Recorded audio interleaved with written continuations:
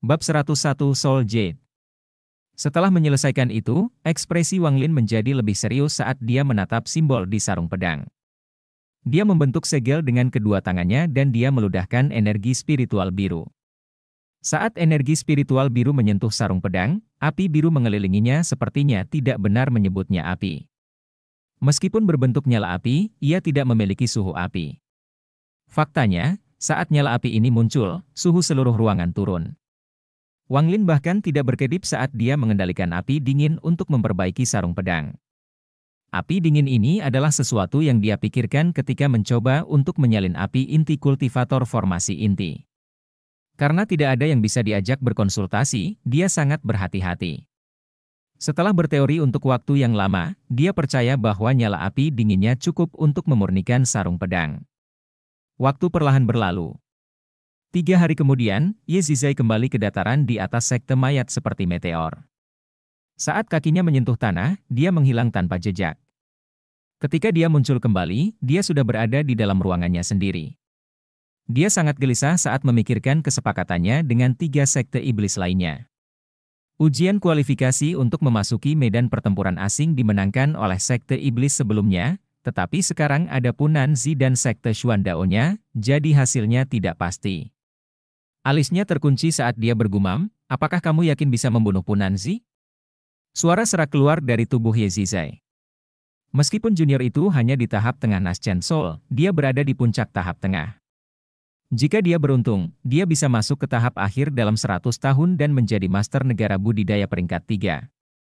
Jika kepemilikan saya lengkap, dia tidak akan menjadi masalah besar, tetapi sekarang, saya tidak ingin membuat masalah menjadi lebih rumit. Ye Zizai merenung untuk waktu yang lama dalam diam.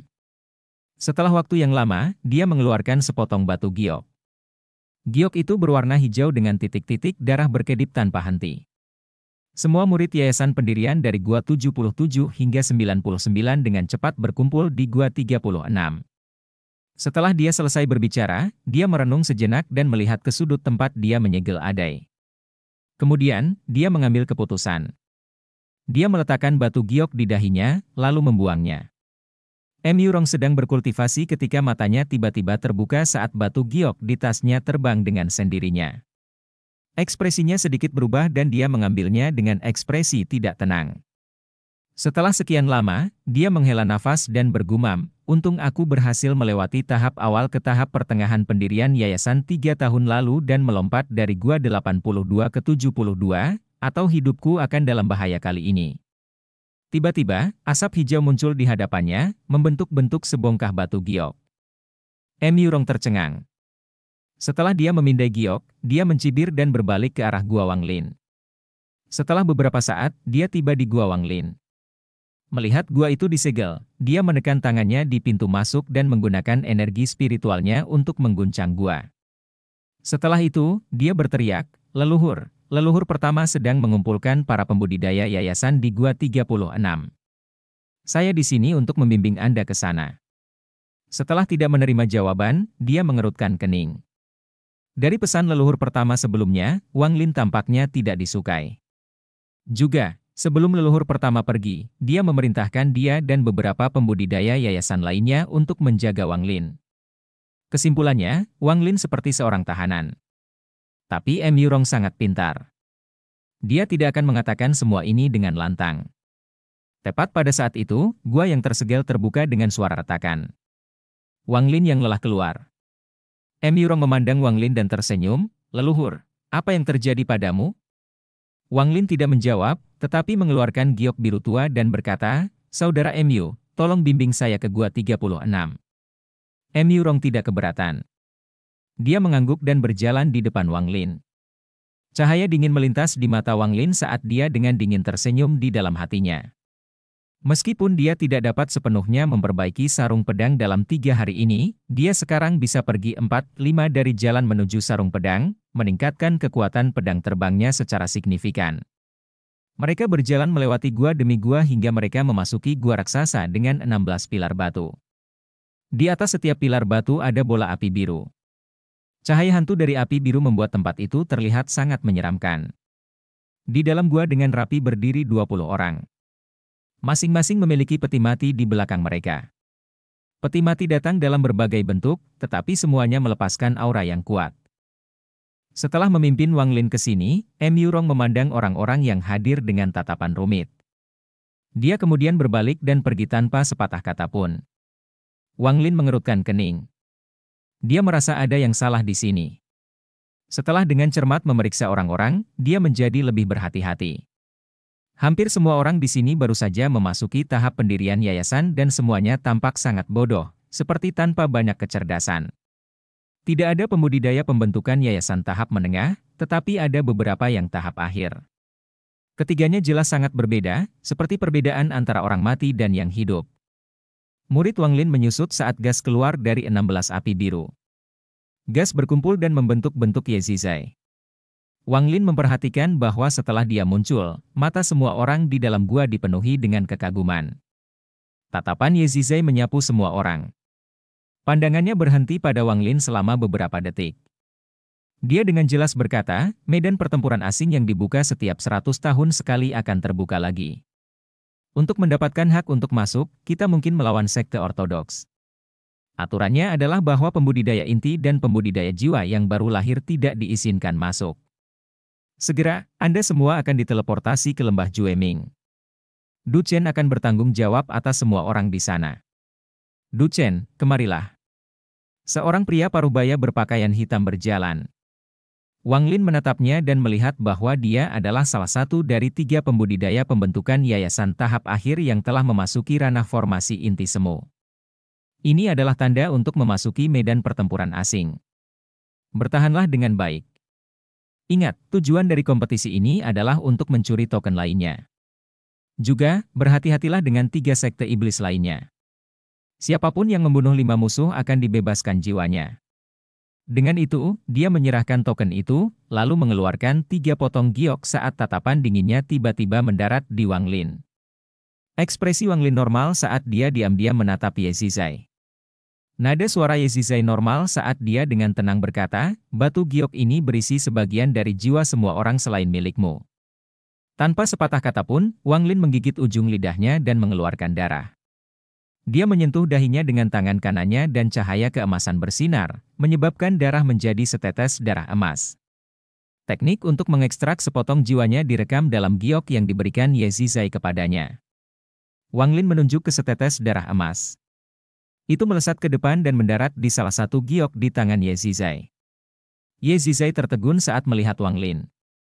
Dia tidak berharap Wang Lin begitu rela. Awalnya, dia siap untuk langsung membunuh Wang Lin jika dia melawan. Dia sudah membuat keputusan untuk tidak menggunakan Wang Lin sebagai boneka mayat atau target kepemilikan lagi. Bagaimanapun, selain dari metode kultivasi yang aneh, bakat Wang Lin tidak sebagus yang telah dia persiapkan. Salah satu orang yang dia persiapkan untuk tubuh atau boneka mayatnya memiliki lebih banyak bakat daripada Wang Lin, jadi dia memilih Adai pada akhirnya. Setelah melihat Wang Lin mematuhi perintah, Ye Zizai memandang Wang Lin dan melambaikan tangannya. Sebuah gua raksasa terbuka. Di dalam sangat gelap dan ada kekuatan isap yang datang dari dalam. Ye Zizai melemparkan 3 batu giok yang berisi irisan jiwa semua orang ke arah Du Chen dan 2 orang lainnya. Mata Wang Lin berbinar ketika dia menyadari bahwa 2 lainnya adalah sisa 2 pembudidaya yayasan tahap akhir. Keraguan di hati Wang Lin menjadi lebih kuat, tetapi ekspresinya tetap normal. Dia dengan hati-hati mengingat pembudidaya yang memegang batu giok yang berisi sebagian dari jiwanya. Ye Zizai dengan lembut berkata, pergi, aku akan menunggu kabar baik. Du Chen dengan hormat mengangguk. Dia adalah orang pertama yang melangkah ke dalam gua raksasa dan menghilang. Ekspresi Wang Lin normal. Dia tidak ragu sama sekali saat dia menghilang dari sekte mayat. Setelah semua orang pergi, suara serak bergema di dalam gua. Ye Zizai, dengan 20 boneka pelas dan anak nakal itu sebagai korban, setelah boneka memakannya, tingkat kultivasi mereka akan melompat ke formasi inti semu. Kali ini, kualifikasi sekte mayat terjamin. Ye Zizai dengan tenang berkata, energi di Wang Lin sangat murni, jadi dia pasti memiliki beberapa rahasia padanya. Jika itu beberapa tahun sebelumnya, saya akan meluangkan waktu untuk menyelidikinya sedikit, tetapi sekarang saya hanya memiliki 3 bulan lagi untuk hidup. Hari di mana medan pertempuran asing dibuka adalah hari di mana aku mati, jadi tidak ada gunanya lagi. Karena aku tidak akan menggunakan tubuhnya, sebaiknya gunakan sebagai pakan untuk boneka mayat untuk meningkatkan kekuatan mereka. Luocha, saya akan meminta Anda untuk meningkatkan adai ke tahap formasi inti. Begitu medan pertempuran asing terbuka, carikan aku boneka mayat yang bagus. Sebagai imbalannya, saya akan melakukan perjalanan ke hutan untuk membantu Tuan Zi memiliki saudara magang junior saya, Wu Yu. Suara serak itu tertawa terbahak-bahak dan setuju. Lembah Jueming berada di tepi selatan Shao. Lembah itu sangat besar. Itu berisi beberapa hutan dan sungai. Menjadi tempat yang digunakan untuk kompetisi memasuki medan pertempuran asing, area ini diselimuti kabut sepanjang tahun. Pada titik ini, di daerah utara lembah, sebuah pintu besar muncul saat para pembudidaya dengan peti mati di belakang mereka melayang satu persatu. Setelah orang terakhir muncul, pintu raksasa itu berubah menjadi titik cahaya keemasan dan perlahan menghilang. Tepat pada saat itu, 3 pembudidaya pembentukan yayasan tahap akhir akan menghancurkan giok yang berisi irisan jiwa dengan tangan mereka. Bab 102 Duka Bencana Bagian 1. Wang Lin mengawasi orang yang memegang batu giok yang mengandung sebagian dari jiwanya. Saat dia melihat bahwa ketiganya akan menghancurkan giok, dia membuka mulutnya. Pedang terbang hijau terbang dan menyerang ketiganya. Saat lampu hijau muncul, suhu di area itu turun. Pedang terbang yang dimurnikan oleh darah Wang Lin juga telah berubah setelah Wang Lin mulai mengembangkan metode kenaikan Underworld. Energi Yin telah memasuki pedang terbang. Energi Yin pada pedang itu sangat tirani. Semua tanaman di area itu tiba-tiba membeku. Bahkan semua pembudidaya pembentukan yayasan tahap awal merasa tubuh mereka mati rasa saat embun beku mulai terbentuk di pakaian mereka. Kultivator yang memegang batu giok berisi sepotong jiwa Wang Lin terkejut. Dia tidak punya waktu untuk menghancurkan gioknya. Yang bisa dia lakukan hanyalah cepat mundur. Tetapi bahkan dalam mimpinya dia tidak mengharapkan pedang terbang itu mulai bersenandung lalu tiba-tiba menghilang dari pandangannya. Dia dengan cepat membuang harta magis untuk membela diri, tapi sudah terlambat. Pedang terbang muncul 1 meter dari pembudidaya dan menembus tenggorokannya. Darah menyembur keluar dari tempat yang ditusuk pedang. Dia menahan tenggorokannya dengan kedua tangannya saat dia jatuh dengan ekspresi tidak percaya di wajahnya. Wang Lin terlonjak. Dia mengambil batu giok dan melemparkannya ke dalam tas pegangannya. Semua ini terjadi terlalu cepat. Menyebutnya sebagai sambaran petir akan sangat tepat. Pada saat yang sama, 2 pembudidaya lainnya telah menghancurkan giok mereka. Asap merah muda muncul dan menyebar seperti gelombang ke daerah sekitarnya. Saat peti mati yang dibawa para murid korpse sekte bersentuhan dengan asap merah muda, suara garukan bisa terdengar dari dalam peti mati. Seolah-olah orang sedang berbaring di peti mati dan menggaruk bagian dalam dengan kuku mereka. Melihat para pembudidaya yayasan, mereka semua tampak seperti berada di bawah pengaruh teknik pengikatan. Mereka tidak bisa bergerak sama sekali. Setelah menghancurkan giok, 2 pembudidaya pembentukan yayasan tahap akhir bahkan tidak melihat Wang Lin saat mereka menyerbu kembali ke gerbang yang akan runtuh. Keduanya menghilang ke dalam gerbang dalam sekejap dan kemudian gerbang menghilang menjadi titik cahaya keemasan dan menghilang tanpa jejak. Wang Lin tidak mengucapkan sepatah kata pun. Dia dengan cepat mundur ketika dia melihat para murid sekte mayat dan mulai merenungkan.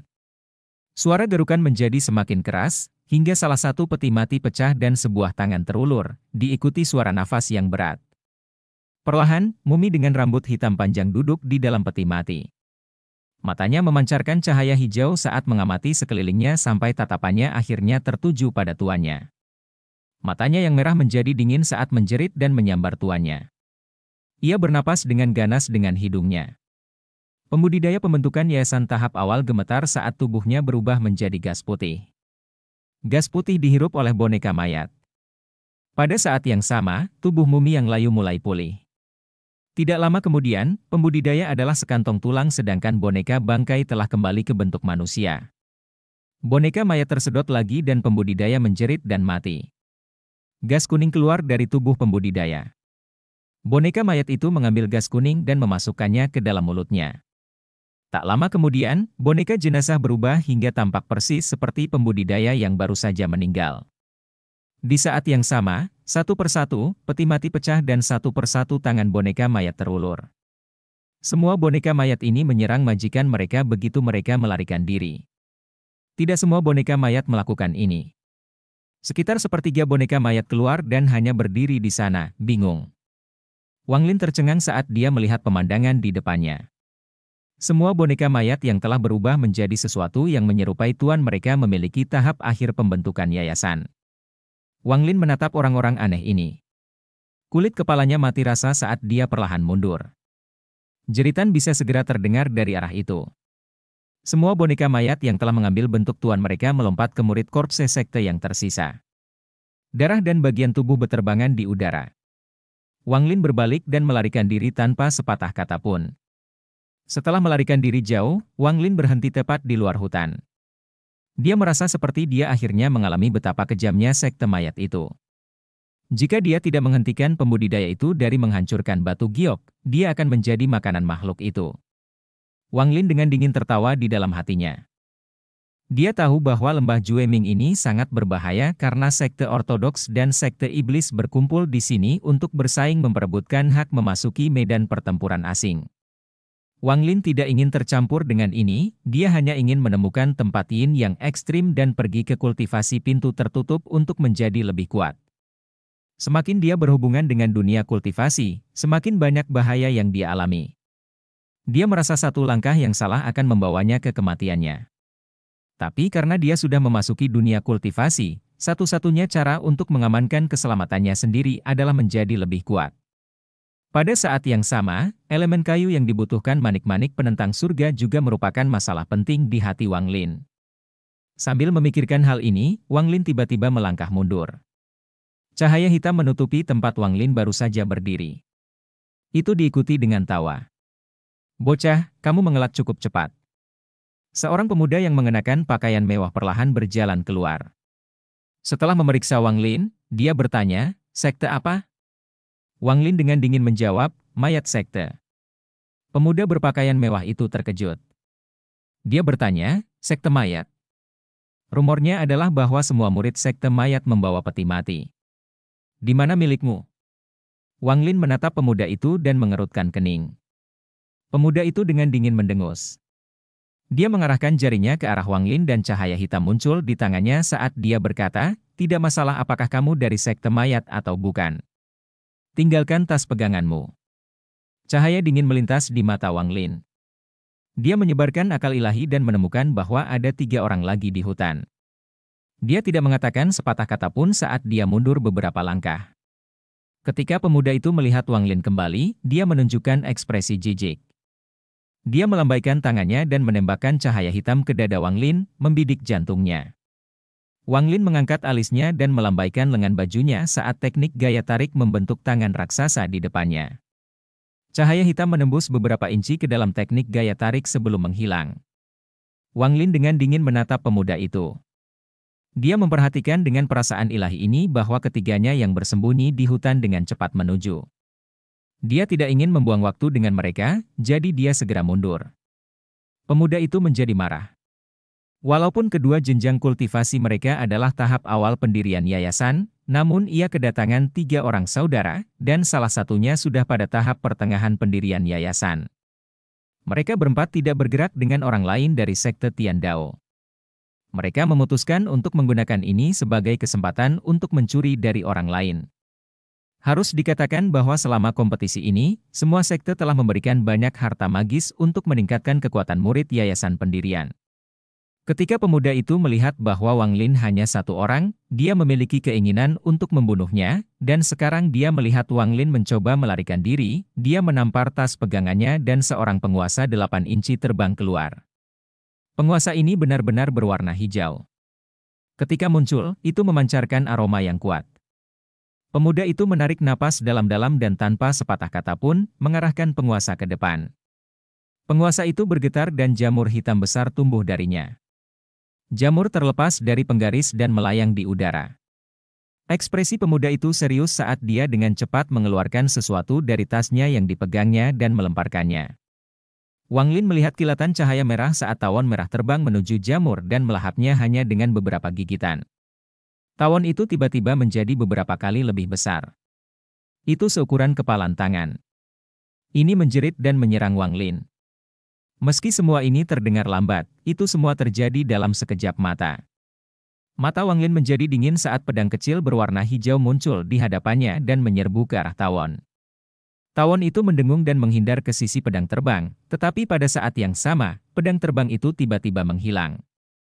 Pedang terbang muncul kembali di hadapan pemuda itu dan menembus dadanya, meninggalkan lubang berdarah di sana. Pemuda berpakaian mewah bahkan tidak bisa bereaksi sebelum dia meninggal. Saat pemuda itu meninggal, penguasa meredup dan jatuh ke tanah. Wang Lin menggunakan teknik kekuatan tariknya untuk dengan cepat mengambilnya, serta tas pegangan pemuda itu, dan pergi. Tawon itu berputar sekali di udara dan dengan cepat mengejar Wang Lin. Pada saat yang sama, 3 sosok keluar dari hutan. Ada 2 laki-laki dan 1 perempuan. Salah satu wajah laki-laki itu muram saat dia melihat tubuh di tanah dan berteriak, "Chase!" Pada saat ini, di sebuah kota kecil di perbatasan utara Shao, muncul 2 tamu tak diundang. Salah satunya sangat kurus, mengenakan jubah hitam, dan memiliki mata yang berisi tatapan beracun. Di sisinya ada orang yang sangat mirip peri. Orang ini sangat tua dan penuh kerutan, tetapi memiliki aura yang istimewa. Aura yang dia keluarkan sangat kontras dengan aura gelap dari pria kurus. Saat ini, dia sedang berdiri di luar kota dengan cermin kuno.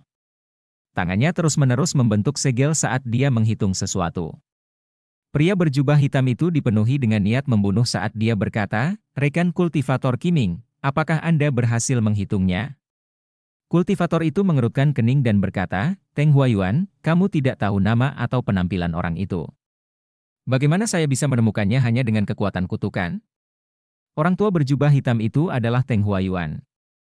Dia menatap pria lain dan berkata, kata demi kata, "Rekan kultivator Qiming, saya bersedia untuk mengambil token Wu Feng Valley untuk kemampuan Anda memprediksi langit.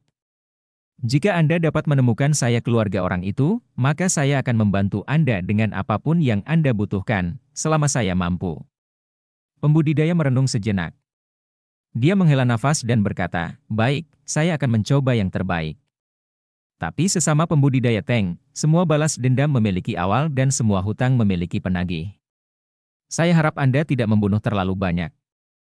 Bab 103 Duka Bencana Bagian 2. Teng Huayuan mengeluarkan senyum menakutkan saat dia melepaskan aura pembunuhan besar-besaran. Dia diam-diam berpikir, "Li Er, kakek akan membalas dendam untukmu."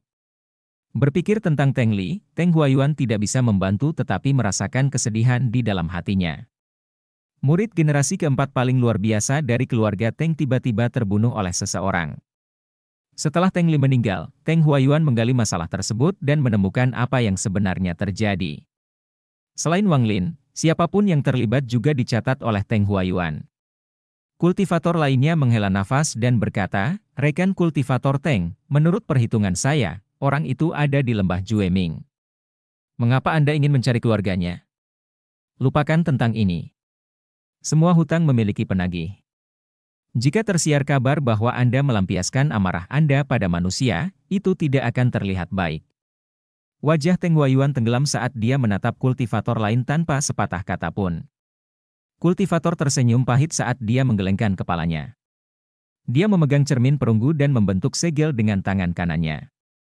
Cermin perunggu segera melayang ke udara dan mulai berkeliaran, seolah-olah sedang mencari sesuatu. Namun, setelah terbang bolak-balik untuk waktu yang lama, ia tidak dapat menemukan arahnya. Kultivator itu mengerutkan kening. Dia tahu bahwa ini terjadi karena terlalu sedikit petunjuk. Dia menunjuk ke cermin dan cermin itu terbang kembali ke tangannya. Kultivator menggigit jarinya dan dengan cepat menggambar simbol dengan darahnya sendiri di cermin. Dia melempar cermin itu lagi. Kali ini, ukurannya tumbuh beberapa kali lipat dari ukuran aslinya. Cerminnya sangat jernih dan ada riak di permukaan. Cermin itu miring dan menghadap Teng Huayuan. Kultivator berkata, dengan ekspresi serius, "Jangan kaget, sesama kultivator Teng. Cerminku perlu menyerap aura kutukan di antara kalian berdua." Jejak gas hitam keluar dari dahi Teng Huayuan dan pergi ke cermin. Riak di cermin meningkat hingga gambar sebuah rumah besar tercetak di atasnya. Mata Teng Huayuan dipenuhi dengan niat membunuh.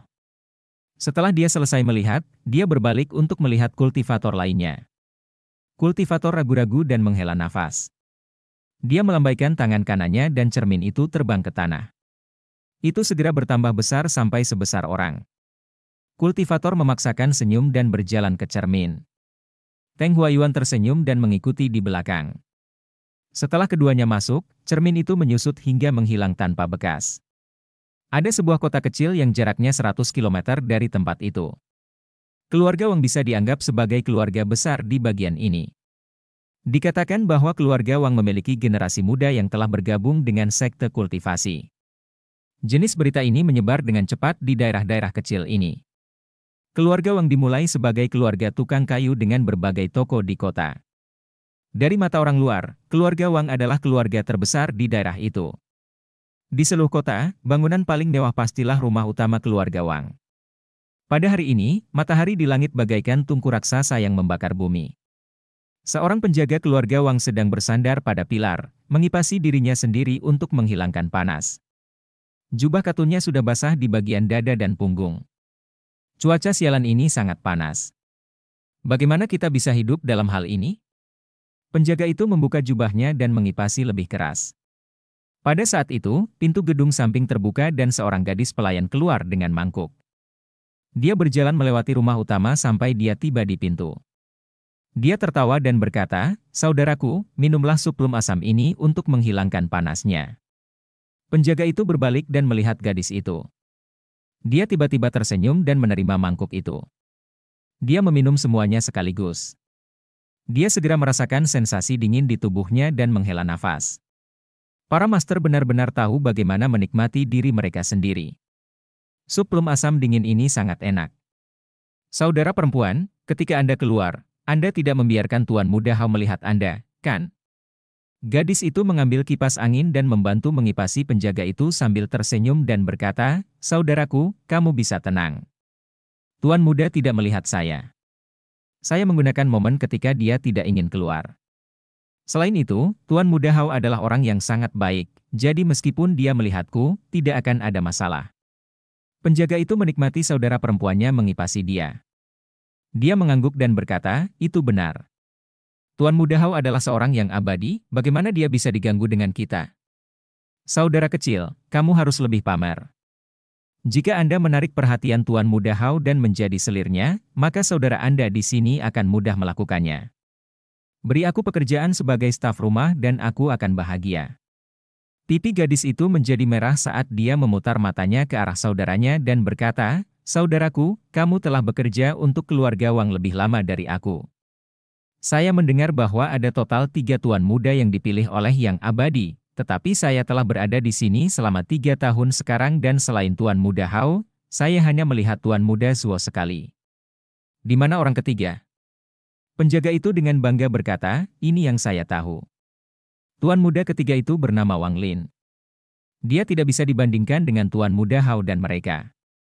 Kudengar dia adalah..." Saat dia berbicara, dia tiba-tiba menutup mulutnya dan menatap ke langit. Dia melihat cahaya berwarna pelangi dengan cepat terbang ke arah mereka dan mendarat di tanah dalam sekejap mata, menampakkan seorang pemuda berbaju hitam. Kulit pemuda ini sehalus batu giok dan wajahnya sangat tampan. Dia memiliki pedang di punggungnya. Tetapi jika seseorang melihat lebih dekat, mereka akan melihat bahwa ini bukan lagi seorang pemuda. Ada garis di dekat sudut matanya. Arogansi dari masa mudanya sudah tidak ada lagi. Sebaliknya, ada perasaan usia. "Muda, Tuan Muda Zuo." Penjaga itu tergagap dan segera membungkuk. Gadis itu terkejut dengan cara Tuan Muda itu mendarat. Dia dengan cepat menyembunyikan dirinya di belakang saudaranya. Orang ini adalah Wang Zuo. Dia mengerutkan kening saat dia melihat penjaga dan berkata, "Namamu Wang Tao, benar?" Penjaga itu tidak mengira Wang Zuo akan mengingat namanya. Semangatnya segera bangkit. Dia menjawab, "Guru, saya Wang Tao." Wang Zuo sedikit ragu-ragu dan perlahan berkata, "Wang Tao, siapa yang memberitahumu tentang Wang Lin? Apa yang mereka katakan?" Hati Wang Tao bergetar saat dia berkata, "Itu adalah pengurus rumah yang mengatakannya. Mereka mengatakan bahwa dia terlalu malu untuk kembali ke rumah dan bahwa dia adalah sampah yang mencoba bertarung dengan Anda untuk mendapatkan hak menjadi abadi." Wang Zuo merenung dalam diam. Setelah waktu yang lama, dia menghela nafas. Dia bergumam pada dirinya sendiri dan juga pada Wang Tao. Sampah, dibandingkan dengan dia, aku khawatir aku adalah sampah yang sebenarnya. Wang Tao terkejut. Dia mendengar kata-kata Wang Zuo dan menjadi sangat bingung. Tepat pada saat itu, seorang pemuda keluar dari rumah. Pemuda ini sangat kokoh dan tampan. Dia berdiri di sana, menatap Wang Zuo, dan dengan jelas berkata, "Wang Zuo, lama tidak bertemu." Wang Zuo tersenyum pahit dan berkata, "Wang Hao, kita tidak bertemu satu sama lain dalam 3 tahun. Kamu telah banyak berubah." Wajah Wang Hao dipenuhi dengan melankolis. Mereka berdua terdiam. Penjaga Wang Tao dan saudara perempuannya berdiri di samping, tidak berani bernapas. Dia tahu bahwa keduanya adalah jenius dari keluarga Wang, jauh di atas mereka berdua. Wang Hao berbisik, "Ada berita tentang Wang Lin." Wang Zuo mengungkapkan ekspresi yang rumit dan berkata, "Setelah dia meninggalkan sekte Heng Yu, belum ada berita." Wang Hao menghela nafas dan bertanya, "Apa tingkat kultivasi Anda sekarang? Dengan bakat Anda seharusnya telah menarik perhatian banyak tetua di sekte Xuandao." Wang Zuo dengan getir berkata, "Sulit untuk berkembang. Saya berada di lapisan kondensasi Qi ke-11 dan itu hanya karena saya berhasil memenangkan kompetisi tahun lalu karena keberuntungan dan diizinkan masuk ke gunung belakang. Saya ingin tahu tingkat kultivasi apa dia sekarang." Dia setidaknya sudah berada di lapisan ke-15. Wang Hao merenung sejenak dan menertawakan dirinya sendiri. "Saya hanya di lapisan ke-7. Ini baru beberapa tahun dan jaraknya sudah melebar." Wang Tao kaget. Meskipun dia tidak tahu apa itu kondensasi Qi atau pendirian yayasan, dari pembicaraan dua tuan muda, dia mengerti bahwa Wang Lin ini bukanlah sampah yang dibuat oleh pengurus rumah tangga. Pada saat itu, langit tiba-tiba menjadi gelap dan panas di udara tiba-tiba menghilang. Cermin besar diam-diam muncul di langit. Riak muncul di permukaan cermin saat dua orang berjalan keluar. Salah satunya memiliki aura yang sangat abadi dan yang lainnya diselimuti aura jahat. Tekanan besar turun dari langit. Ekspresi Wang Zuo dan Wang Hao sangat berubah. Mereka bahkan tidak berani bernapas. Wang Zuo dengan cepat menggenggam tangannya dan berkata, "Junior adalah Wang Zuo dari sekte Xuandao." "Salam," keduanya senior. Abadi seperti peri terkejut dan bertanya, "Xuandao sekte? Apakah Anda punya bukti?" Jantung Wang Zuo berdegup kencang.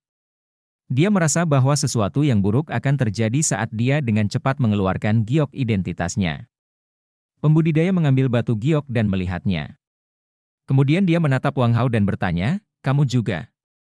Wang Hao pintar. Dia mengangguk tanpa ragu-ragu. Teng Huayuan mendengus sambil melambaikan tangannya. Dengan dua poni, kepala penjaga dan saudara perempuannya meledak. Darah menyembur kemana-mana.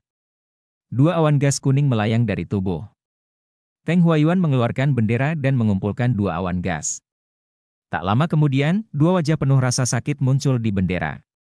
Itu adalah penjaga dan saudara perempuannya. Teng Huayuan dengan muram berkata, "Hari ini, tidak ada yang akan dibiarkan hidup." Dia melewati Wang Zuo dan Wang Hao ke dalam rumah utama.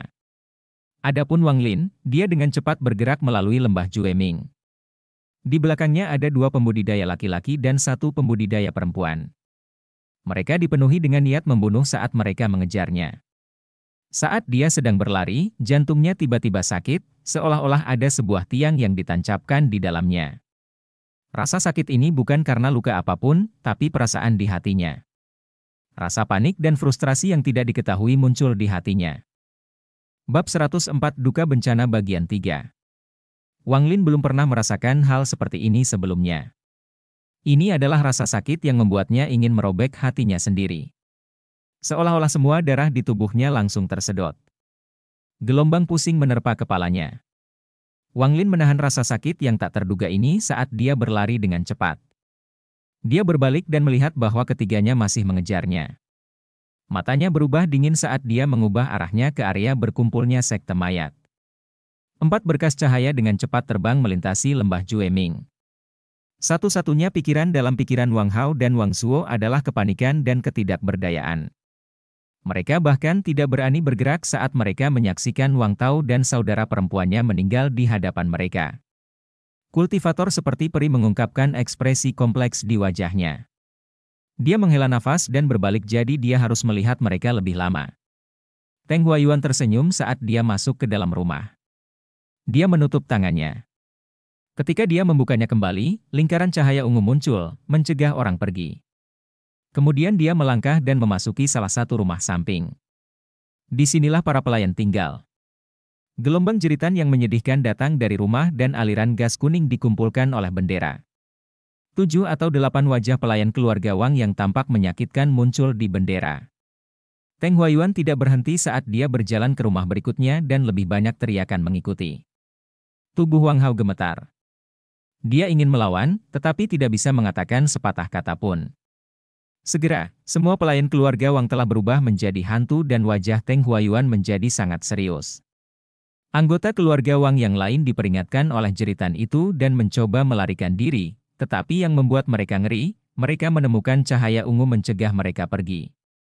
Mereka hanya bisa mendengar jeritan sengsara yang terus-menerus datang dari luar. Ketakutan semacam ini menyebabkan seluruh keluarga Wang menjadi gelisah. Teng Huayuan bergumam pada dirinya sendiri, "Li Er, orang itu membunuhmu, jadi aku akan membunuh seluruh keluarganya untuk membalas dendam untukmu." Dengan itu, dia melangkah ke ruangan lain. Tubuh Wang Hao bergetar seolah ada kekuatan yang keluar dari dalam dirinya. Dia mengambil beberapa langkah ke depan dan dengan keras berteriak, "Tidak!" Teng Huayuan berbalik dan mencibir. Dia melambaikan tangannya dan rumah itu berubah menjadi debu tanpa suara, menampakkan seorang pria dan wanita yang wajahnya dipenuhi ketakutan. Pria dan wanita ini adalah paman dan bibi ketiga Wang Lin, yang juga merupakan orang tua Wang Hao. Tangan kanan Teng Huayuan mengulurkan tangan dan ayah Wang Hao melayang ke udara dengan tangan melingkari lehernya. Wajahnya segera menjadi merah dan dia membuka mulutnya, menunjukkan ekspresi penderitaan. Mata Wang Hao memerah saat air mata mengalir.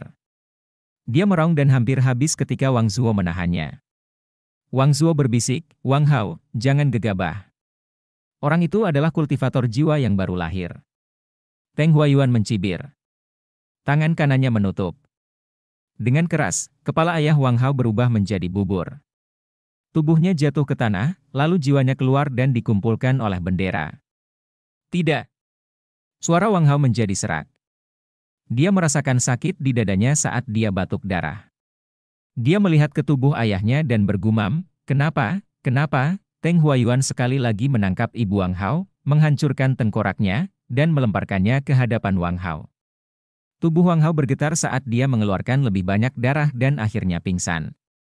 Dia memegangi tubuh ibunya. Air mata mengalir dari matanya saat dia berteriak, "Kenapa?" Ekspresi Teng Huayuan menjadi gelap. Dia melambaikan tangannya dan di bawah cahaya ungu yang bersinar, semua rumah berubah menjadi debu. Ada sekitar 40 orang di tanah. Semuanya adalah anggota keluarga Wang. Para wanita mulai menangis.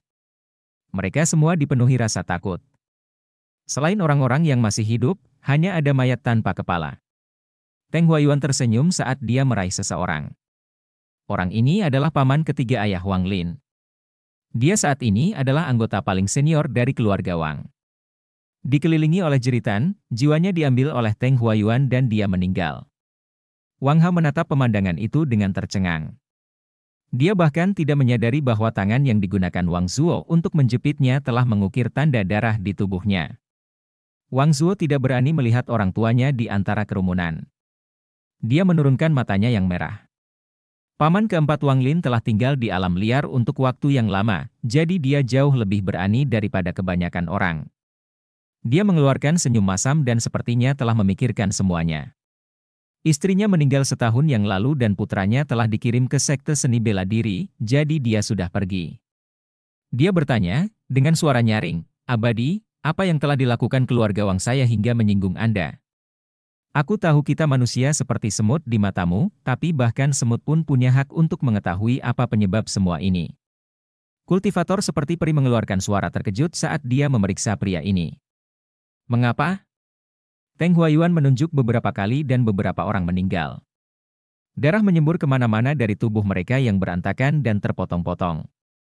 "Seseorang dari keluarga Wangmu berani membunuh cicitku, jadi aku memutuskan untuk membunuh seluruh keluarganya." Dengan itu, dia menghantam udara dengan tangan kanannya dan lebih dari 10 orang tewas. Wang Hao berjuang bebas dari Wang Zuo dan akan menyerang ke depan ketika Wang Zuo menjepitnya lagi. Wajah Wang Zuo berlinang air mata saat dia berbisik, "Wang Hao, tidak peduli bagaimana sebelumnya, kita harus hidup. Hanya dengan hidup kita bisa membalas dendam." Paman keempat Wang Lin tersenyum pahit dan berkata, "Abadi, bagaimana mungkin seseorang dari keluarga Wang saya membunuh cicitmu? Dalam ratusan tahun terakhir ini, keluarga Wang saya hanya memiliki 3 keabadian." Dia tiba-tiba berhenti seolah-olah dia menyadari sesuatu. Di antara orang-orang yang masih hidup, ayah Wang Zuo berlutut di tanah dan berkata, "Abadi, apakah orang yang membunuh cicitmu yang bernama Wang Lin?" Cahaya dingin melintas di mata Teng Huayuan saat dia diam-diam berpikir, "Wang Lin, jadi dia dipanggil Wang Lin." Dia memandang ayah Wang Zuo, mengulurkan tangan, dan memeluk ayah Wang Zuo di hadapannya. Dia menatap mata ayah Wang Zuo dan berkata, kata demi kata, "Ceritakan semuanya tentang Wang Lin ini." Ayah Wang Zuo dengan cepat memberitahu Teng Huayuan segalanya tentang Wang Lin, termasuk tempat tinggal orang tuanya. Dia dengan kejam berpikir dalam benaknya, "Mati, kalian semua, mati. Bahkan jika orang ini tidak dibunuh olehmu, keluarga Wang sudah mati, jadi orang tuamu harus mati juga." Setelah Teng Huayuan selesai mendengarkan, dia tertawa. Dia lalu menutup tangannya. Saat dia membukanya, bola petir muncul. Dia dengan santai mendorongnya ke depan dan gelombang melingkar menyebar. Ayah Wang Zuo adalah yang paling dekat. Ketika dia menyentuh gelombang kejut, tubuhnya bergetar dan berubah menjadi debu bersama dengan bajunya. Saat riak menyebar, semua orang yang menyentuhnya mati dan jiwa mereka dikumpulkan oleh bendera. Ketika riak itu hendak mengenai paman keempat Wang Lin, dia sudah menutup matanya, tetapi cahaya putih lembut menutupi tubuhnya dan menghalangi riak bola petir. Teng Huayuan berbalik dan menatap kultivator seperti peri. Kultivator itu menghela nafas dan berkata, "Rekan kultivator Teng, biarkan orang ini hidup-hidup. Dia berguna bagi saya." Teng Huayuan mencibir sambil menunjuk ke arah Wang Zuo dan Wang Hao dan berkata, "Kamu tidak akan membahas masalah ini dengan 2 orang itu?" Kultivator tersenyum ringan saat ia memandang Teng Huayuan dan berkata, "Rekan kultivator Teng, mengapa Anda menanyakan pertanyaan yang begitu jelas? Tentu saja saya tidak akan menghentikan Anda, tetapi jika senior Punanzi bertanya, saya harus mengatakan yang sebenarnya kepadanya." Teng Huayuan memandang kultivator seperti peri. Setelah waktu yang lama, dia menginjak kakinya dan seluruh harta keluarga Wang berubah menjadi puing-puing. Adapun Wang Zuo dan mereka, dia bahkan tidak melihat mereka saat dia terbang menuju orang tua Wang Lin. Tubuh Wang Zuo gemetar saat dia melihat reruntuhan. Setelah merenung sebentar, dia berlutut di tanah dan bersujud. Dahinya berdarah dan ekspresinya sangat serius. Wang Hao mengatupkan giginya. Dia tertawa sedih dan jatuh. Wang Zuo bangkit dan mengangkat Wang Hao. Dia membungkuk ke arah kultivator seperti peri dan terbang menuju sekte Xuandao. Semua ingatannya tentang keluarga Wang terhanyut. Kultivator seperti peri menghela nafas dan berpikir, ini benar-benar dosa. Saya tidak tahu apakah yang saya lakukan itu benar atau salah, tapi pria parubaya ini benar-benar tidak normal. Saya akan menyelamatkan siapa yang saya bisa. Berpikir tentang itu, dia melambaikan lengan bajunya dan menghilang dari perkebunan keluarga Wang bersama dengan paman keempat Wang Lin. Teng Huayuan segera tiba di desa kecil tempat orang tua Wang Lin tinggal. Bersamanya ada sebuah bendera kecil dengan lebih dari 100 wajah keluarga Wang. Semuanya menunjukkan ekspresi yang sangat menyakitkan. Gelombang jeritan sengsara datang dari bendera tersebut, menimbulkan gelombang angin dingin. Setelah tiba di desa, dia menyebarkan perasaan keilahiannya. Dia dengan cepat menemukan rumah Wang Lin dan bergegas ke sana. 15 menit kemudian, Teng Huayuan keluar dari rumah Wang Lin. Tangan kanannya membentur bendera dan itu tumbuh menjadi ukuran raksasa saat Teng Huayuan meludahkan beberapa nascent blood. Semburan jeritan datang dari bendera saat riak muncul di atasnya. Perlahan, riak menghilang, menampakkan gambar. Gambar ini menunjukkan Wang Lin dengan cepat bergerak melalui hutan. Teng Huayuan tersenyum dan tangan kanannya menunjuk ke gambar itu. Adapun Wang Lin, di bawah pengaruh perasaan ngeri yang tak dapat dijelaskan ini, dia memimpin ketiga penjaganya menuju lokasi berkumpulnya korpse sekte. Rasa sakit. Sakit yang tak terbayangkan. Sakit yang tak terlukiskan. Rasa sakit seperti ini menenggelamkan Wang Lin seperti banjir. Penggarap sangat peka terhadap hal-hal tertentu. Wang Lin mengalami rasa panik yang belum pernah dia alami sebelumnya. Wajah orang tuanya muncul di hadapannya. Tak lama kemudian, Wang Lin melihat pemandangan yang akan dia ingat seumur hidupnya. Tidak. Dua aliran darah mengalir dari matanya. Ekspresinya menyakitkan, tubuhnya bergetar, dan irisan energi spiritual Yin bergerak dengan keras di dalam tubuhnya, sepenuhnya di luar kendalinya. Setiap tanaman dalam radius 10 meter darinya membeku. Aura beku ini terus tumbuh lebih kuat. Pada saat inilah, Ji, di dalam Wang Lin tanpa henti naik, mencapai Ji Realm. Bab 105 Ji Realm dari era lampau. Di zaman kuno, Ji, Dao, dan Si adalah tiga alam energi spiritual yang sulit dipahami. Dalam hal kemisteriusan, Ji Realm tidak bisa menandingi Dao Realm.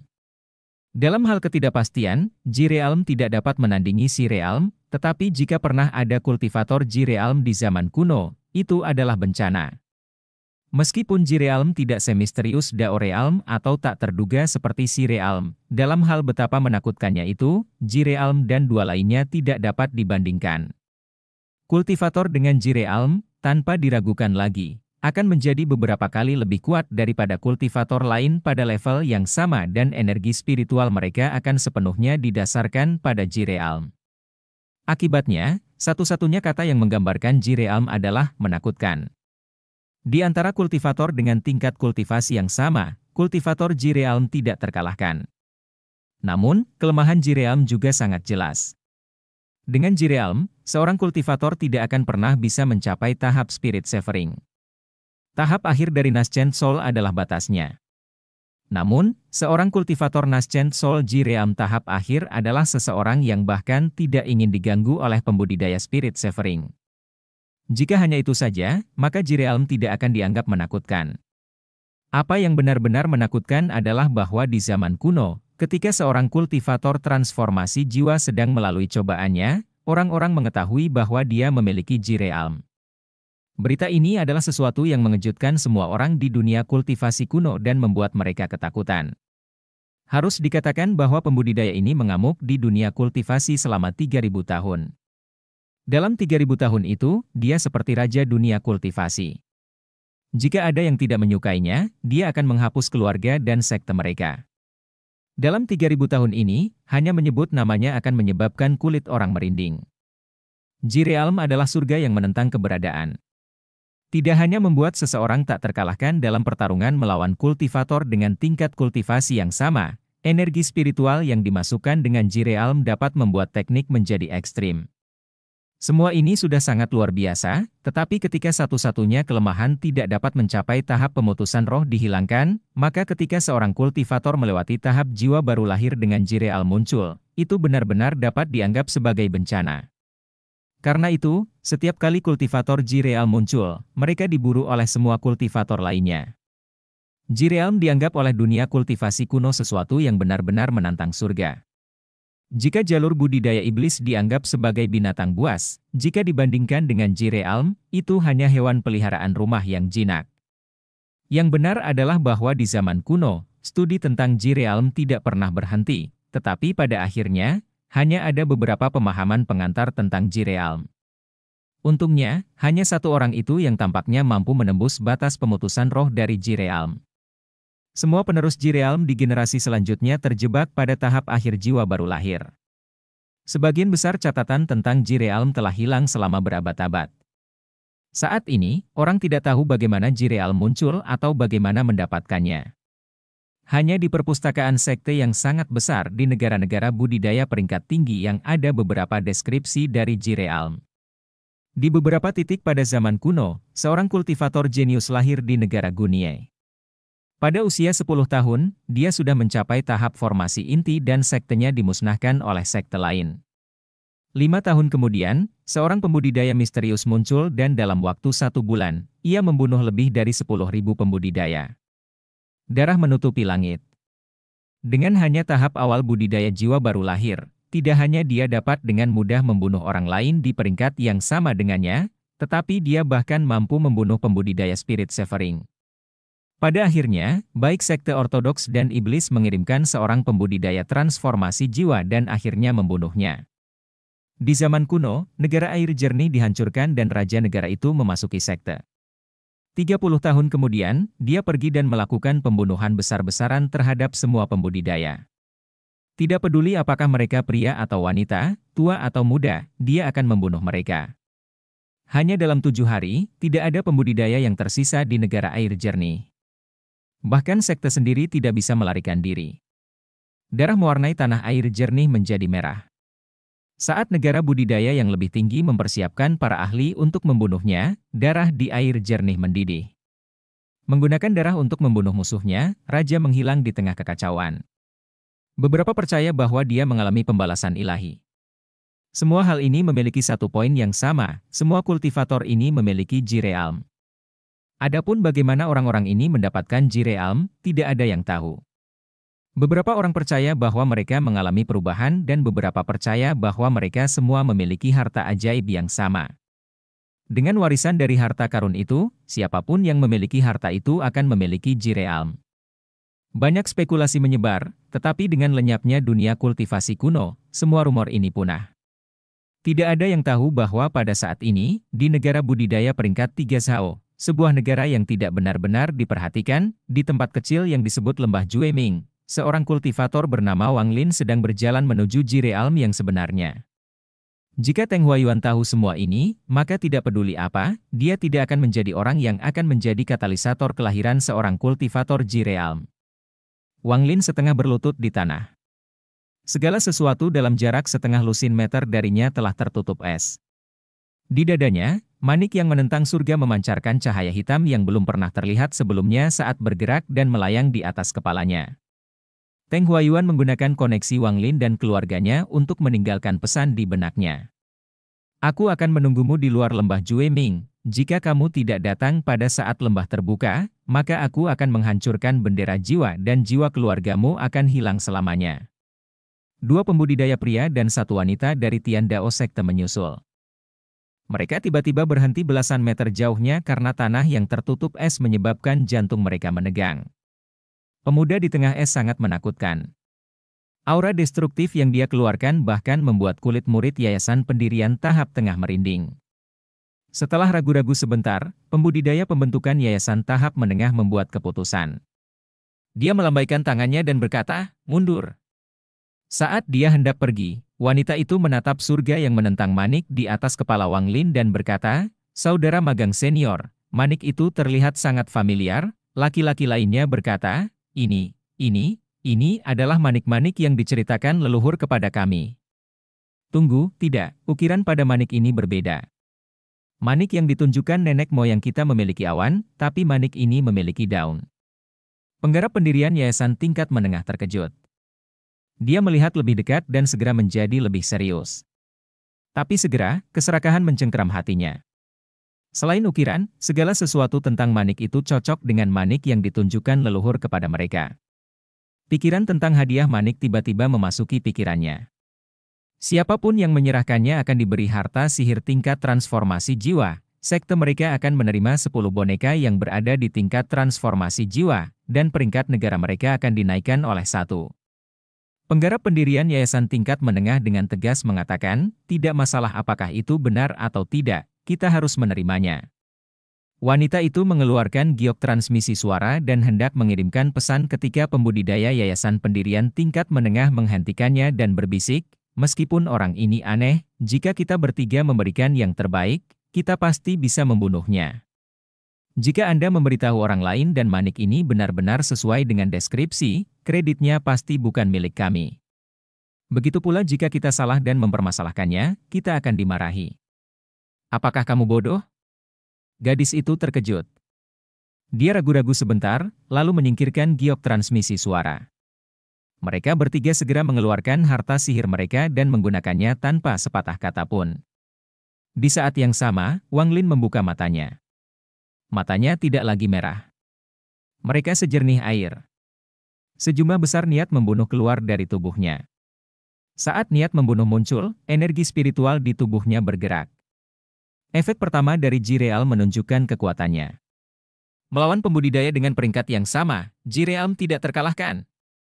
Menatap ketiganya, Wang Lin dengan muram melambaikan tangannya. Dengan kilatan cahaya biru, es di tanah bergerak dan langsung mengelilingi ketiganya. Ekspresi dan tindakan mereka membeku saat mereka bertindak. Wang Lin berdiri. Dia mengulurkan tangan dengan haknya dan mengambil manik yang menentang surga. Setelah dia meletakkannya kembali di dekat dadanya, dia bergerak melewati ketiganya. Retakan muncul di es yang menutupi ketiganya. Es pecah dan ketiganya mati. Wang Lin diam-diam bergerak melalui lembah Jue Ming ketika pedang terbang tiba-tiba tiba di hadapannya. Seorang pria muda muncul. Tanpa sepatah kata pun, dia mengarahkan jarinya ke Wang Lin dan pedang terbang itu melesat ke arahnya. Wang Lin tidak berhenti bergerak. Saat terbang itu hendak menembus tubuhnya, es muncul di depan pedang dan dalam sekejap mata, pedang terbang itu membeku. Pemuda itu terkejut dan dengan cepat mundur. Dia awalnya melihat bahwa Wang Lin sendirian dan hanya pada tahap awal pendirian yayasan, jadi dia ingin datang ke sini, membunuh Wang Lin, dan mencuri hartanya. Namun, dia tidak menyangka bahwa Wang Lin bahkan tidak perlu bergerak untuk menghancurkan pedang terbangnya. Dia panik. Satu-satunya pikiran di benaknya adalah lari. Tapi sebelum dia bisa mundur lebih dari beberapa langkah, seberkas cahaya hijau melintas. Pedang terbang kecil menembus dadanya. Tubuhnya berubah menjadi es dan jatuh ke tanah. Selama ini, Wang Lin tidak berhenti sedetik pun. Suatu hari kemudian, di suatu tempat di dalam lembah, ada 8 orang dari sekte iblis dan ortodoks berkelahi satu sama lain dengan beberapa orang dari masing-masing sisi menonton.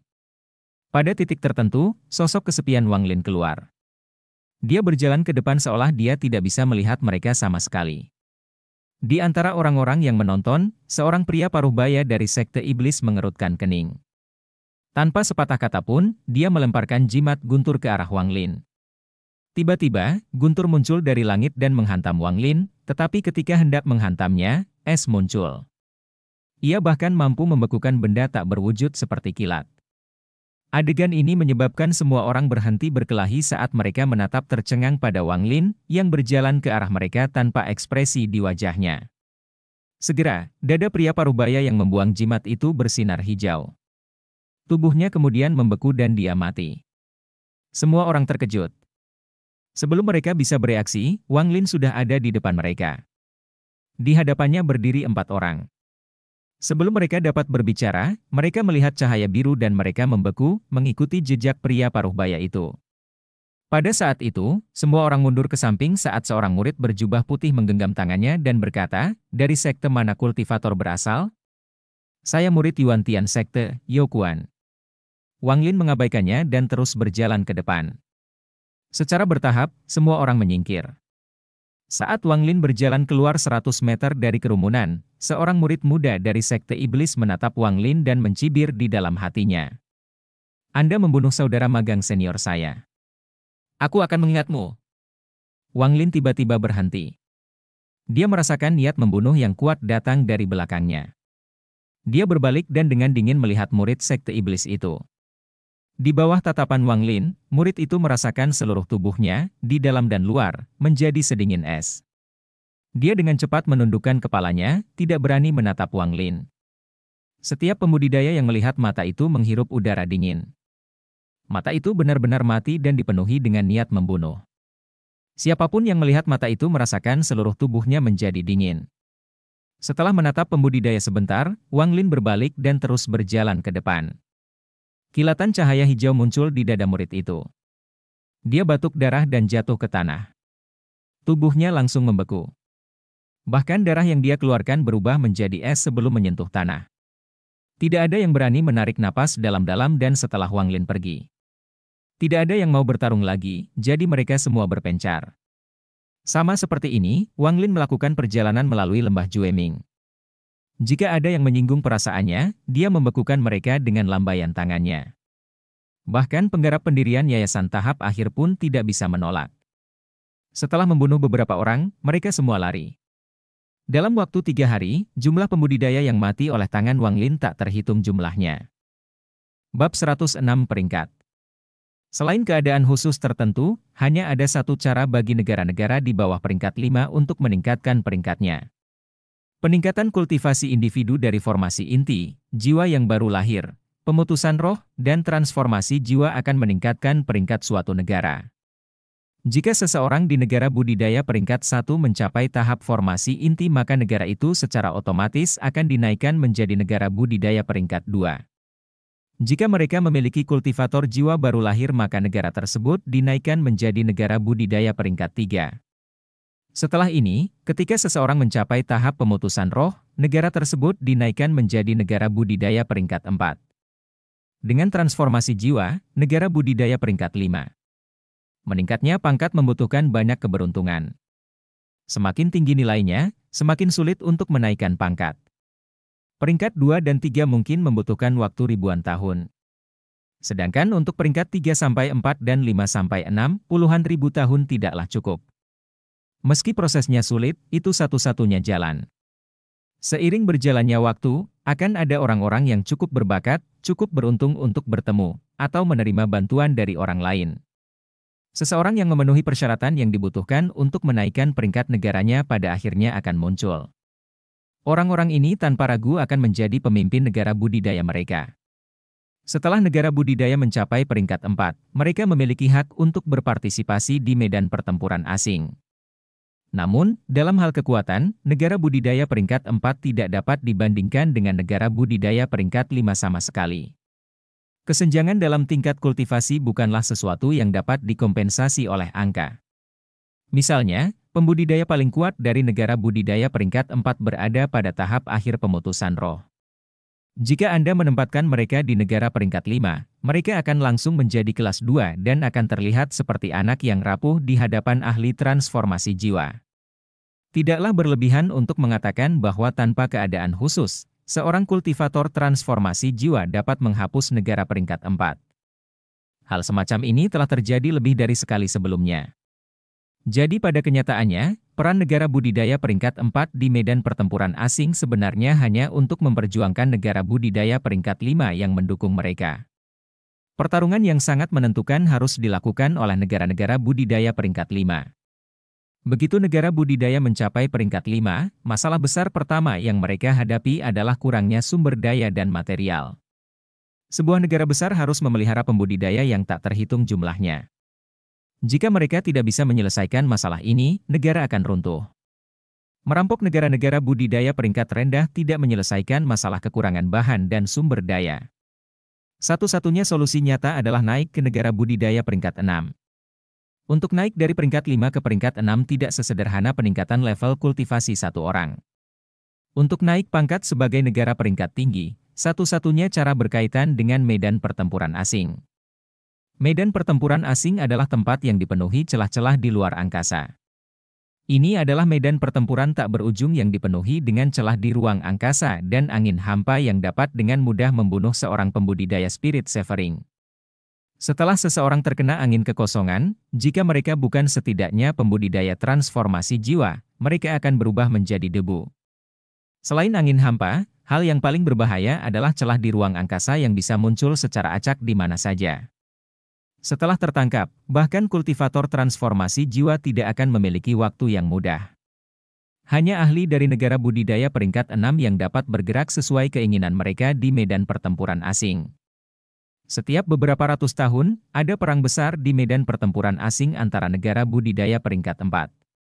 Pertempuran ini diizinkan dan dipromosikan oleh serikat kultivasi. Siapapun yang bisa menang 1000 kali berturut-turut akan menaikkan negara kultivasinya ke peringkat 6 dan menerima sumber daya dan metode budidaya dalam jumlah besar. Selain itu, negara pemenang dapat mengirim satu orang ke serikat kultivasi untuk mempelajari metode kultivasi khusus. Tingkat kultivasi orang itu akan dibawa ke tingkat di luar transformasi jiwa. Tentu saja, hadiah terpenting yang membuat semua negara budidaya peringkat 5 gila adalah bahwa mereka akan diberikan planet mereka sendiri oleh serikat budidaya untuk digunakan sebagai rumah baru mereka. Penggarap sangat peduli dengan energi spiritual tanah dan harta yang terbentuk secara alami dari tanah tersebut. Bahkan dapat dikatakan bahwa dasar dari kultivasi adalah energi dan material spiritual. Memiliki planet sendiri adalah simbol negara budidaya peringkat 6, tetapi persatuan budidaya sangat ketat tentang persyaratan untuk menjadi negara budidaya peringkat 6. Langkah pertama adalah menang 1000 kali berturut-turut di medan pertempuran asing untuk mendapatkan planet mereka sendiri. Langkah kedua adalah bahwa dalam jangka waktu tertentu, harus ada beberapa negara budidaya peringkat 1-5 di planet negara budidaya peringkat 6. Pertempuran di medan pertempuran asing adalah satu-satunya cara untuk meningkatkan peringkat 5 negara budidaya. Aturan ini berlaku untuk hampir setiap planet budidaya. Secara umum, negara budidaya peringkat 6 di planet ini tidak akan campur tangan antara pertempuran negara budidaya peringkat 5, tetapi semuanya memiliki pengecualian. Jika negara budidaya peringkat 6 tetap menurunkan negara budidaya peringkat 5, maka tidak mungkin negara budidaya peringkat 6 kedua muncul di planet yang sama. Namun, situasi ini sangat jarang. Berbagai negara budidaya peringkat 5 berspekulasi bahwa naik dari peringkat 6 ke 7 berkaitan dengan berapa banyak negara budidaya peringkat 6 yang ada di planet. Frekuensi pertempuran yang tinggi di medan pertempuran asing menyisakan banyak tubuh dan material yang perlu dibersihkan. Negara budidaya peringkat 6 memiliki aturan yang sangat ketat dalam hal membersihkan medan pertempuran asing. Hanya negara peringkat 3 atau di bawah budidaya yang bisa membersihkan. Beberapa bahan di sana dapat dianggap sebagai harta surgawi bagi negara-negara budidaya peringkat rendah. Medan pertempuran asing dibagi menjadi beberapa wilayah berdasarkan berbagai negara budidaya peringkat 5 yang mendukung negara budidaya peringkat 4. Perselisihan ada di mana-mana, tidak peduli peringkatnya. Agar Zhao mendapatkan kesempatan untuk membersihkan medan pertempuran asing, lembah Jueming dibuat. Di luar lembah Jueming terdapat formasi yang sangat besar. Beberapa ribu tahun yang lalu, seorang kultivator pemutusan roh datang untuk meletakkan formasi ini di bawah perintah. Tidak ada formasi inti atau pembudidaya jiwa yang baru lahir yang diizinkan memasuki lembah berkat formasi ini. Inilah sebabnya mengapa setelah Teng Huayuan mengetahui bahwa Wang Lin berada di dalam lembah Jueming, dia tidak dapat masuk ke dalam untuk membunuhnya. Lembah Jueming bukan hanya lokasi untuk memperjuangkan hak untuk membersihkan medan pertempuran asing, tetapi juga satu-satunya pintu masuk ke medan pertempuran asing di Zhao. Selain harus menjadi negara budidaya peringkat 3 atau lebih rendah, satu-satunya persyaratan lain yang dimiliki negara budidaya peringkat 6 adalah bahwa orang yang masuk tidak boleh lebih tinggi dari tahap formasi inti. Secara umum, setelah kelayakan ditentukan, para pembudidaya pembentukan yayasan di dalam lembah langsung dikirim dan tidak akan keluar selama 50 tahun. Justru karena Teng Huayuan mengetahui hal ini sehingga dia membunuh keluarga Wang Lin dan menggunakan jiwa mereka untuk memaksa Wang Lin keluar. Jika tidak, jika dia ingin membunuh Wang Lin, dia harus menunggu 50 tahun. Saat ini, hampir seluruh lembah Jueming tahu bahwa ada pembunuh seperti iblis yang tingkat kultivasinya di luar pemahaman berlarian.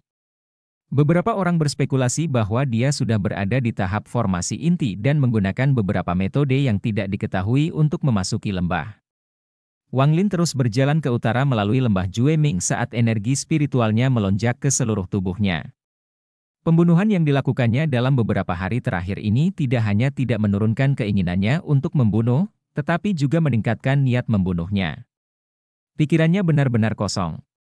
Dia tidak mengetahui berapa banyak orang yang telah dia bunuh dan dia tidak tahu bahwa orang-orang yang masih hidup di lembah akan menjadi pucat dan menggigil setiap kali mereka melihatnya. Beberapa hari kemudian, Wang Lin yang sangat bingung tiba di tepi selatan lembah Jueming. Tempat ini memiliki tebing yang sangat terjal. Begitu dia keluar dari sana, dia pasti sudah meninggalkan lembah Jueming. Tentu saja, di bawah pengaruh formasi penyegelan, siapapun yang mencoba pergi akan diteleportasi kembali saat mereka menyentuh formasi. Dalam beberapa hari terakhir ini, setiap kali Wang Lin memikirkan orang tuanya, hatinya akan sakit. Sangat menyakitkan sampai dia ingin merobek dadanya. Sangat sakit sampai kadang-kadang dia batuk beberapa suap darah. Seiring waktu berlalu, tubuhnya menjadi semakin lemah, tetapi energi spiritual di tubuhnya semakin dekat dan dekat dengan Jirealm. Berdiri di dasar tebing, Wang Lin memandang ke langit. Dia tiba-tiba berlutut dan melakukan koutou beberapa kali. Dua aliran darah mengalir di pipinya saat dia berpikir di dalam hatinya, "Ibu, ayah, Taiju tidak berbakti." Sebuah desahan bergema di benak Wang Lin. Wang Lin tetap berlutut untuk waktu yang lama sebelum bangun. Matanya dingin saat dia berkata, "Kapan kamu bangun?" Si Tunan berkata, 5 hari yang lalu. "Wang Lin, saya mendengar pesan Teng Huayuan. Bendera jiwa itu adalah bendera tingkat jiwa baru lahir yang dapat menyegel jiwa. Selama jiwa masih utuh, ada cara untuk menghidupkannya kembali. Wang Lin merenung sejenak lalu mengangguk. Teng Huayuan itu membunuh keluargamu karena dia takut kamu akan kabur, jadi dia memaksamu untuk muncul. Wang Lin, saya tidak memiliki banyak esensi yang tersisa, hanya cukup bagi Anda untuk berteleportasi 3 kali lagi. Anda harus menggunakannya dengan bijak. Saya akan terus tidur, tapi saya sarankan Anda pergi ke medan pertempuran asing. Sesampai di sana, pemulihan saya akan jauh lebih cepat. Suara si Tunan menjadi lebih lembut dan lembut sampai menghilang. Kepala Wang Lin tiba-tiba menjadi lebih jernih dari sebelumnya. Dia mengerutkan kening dan bergumam pada dirinya sendiri, 3 kali. Bab 107 Butir Bersinar. Dalam 3 bulan terakhir, Sekte Iblis dan Ortodoks telah bertarung berkali-kali. Setiap kali kedua pihak melihat Wang Lin, mereka akan berhenti berkelahi dan akan membuka jalan. Setelah Wang Lin pergi, mereka akan terus bertempur. Setelah Wang Lin memberikan persembahan kepada orang tuanya, dia tidak lagi bingung. Dia menemukan tebing, menggali gua, duduk di dalam, dan mulai berpikir. Pertama adalah energi spiritual di tubuhnya. Meskipun energi spiritualnya memiliki kekuatan untuk membeku sebelumnya, itu jauh dari kekuatan yang ditampilkannya sekarang. Poin ini sangat membingungkan Wang Lin dan bahkan si Tunan tidak bisa mengetahui alasannya. Ini menunjukkan bahwa Ji, Dao, dan Si Realms telah menghilang sepenuhnya dari negara-negara budidaya peringkat 6. Peningkatan kekuatan spiritual yang tiba-tiba ini membuat Wang Lin sedikit lebih percaya diri. Dia merasakan energi spiritual di tubuhnya dan tiba-tiba merasa sangat aneh. Sepertinya ada sesuatu yang ekstra dalam energi spiritualnya. Seolah-olah ada substansi misterius di dalam energi spiritualnya dan karena substansi inilah kekuatan energi spiritualnya meningkat pesat.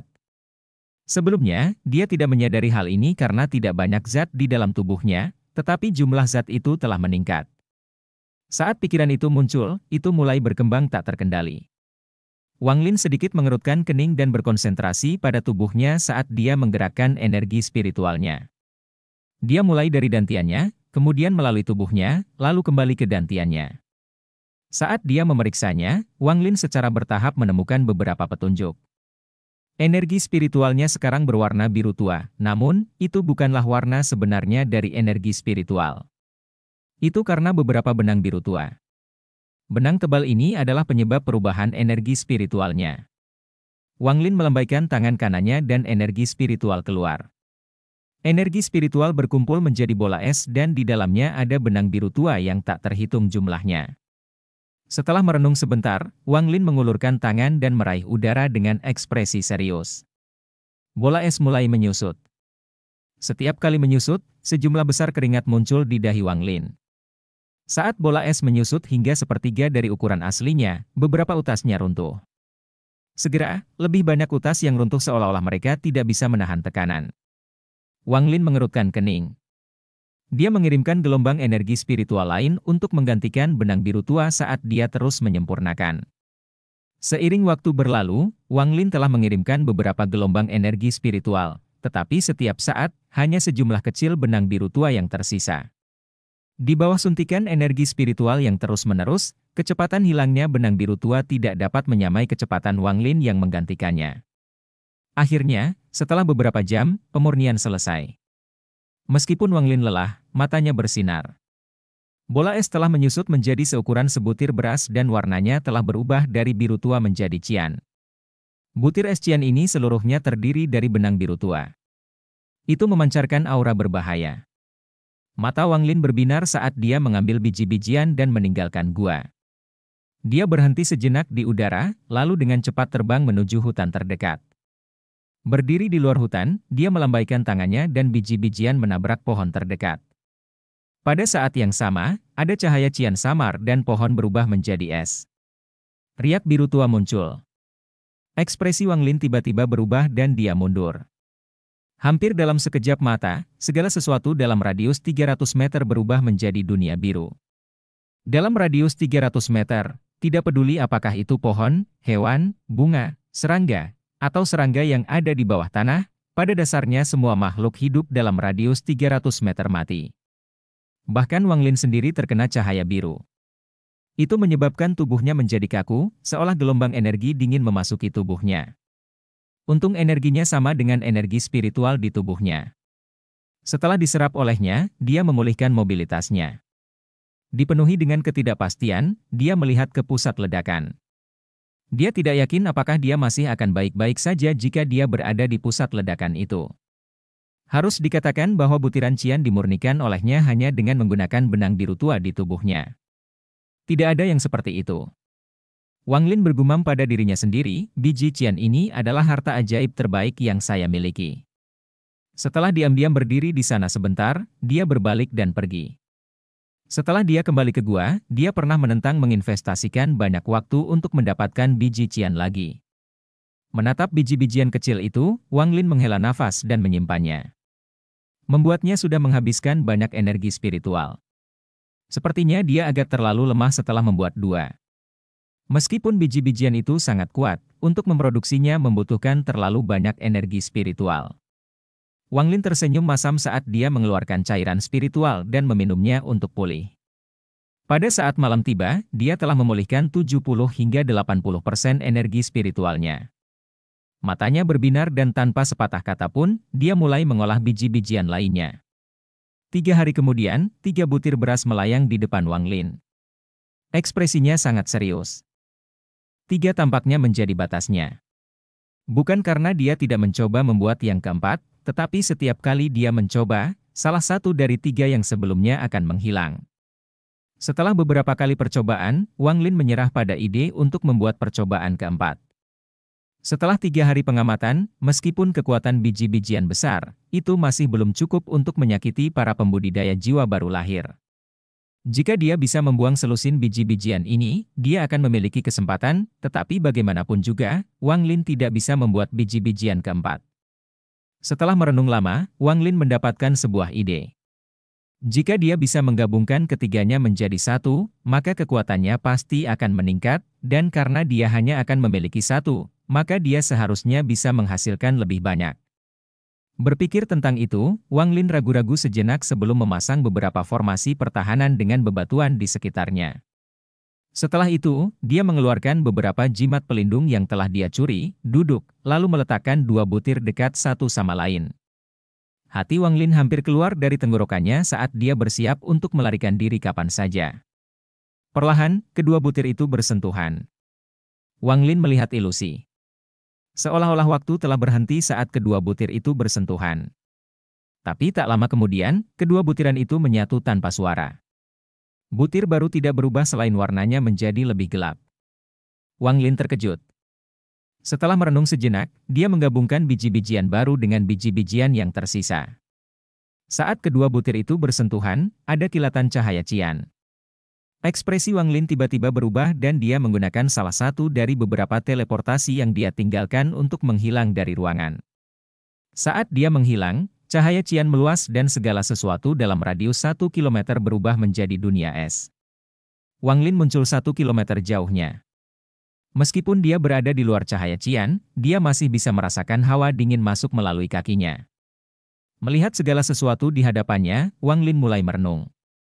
Meskipun dia harus membuang teleportasi, itu sepadan.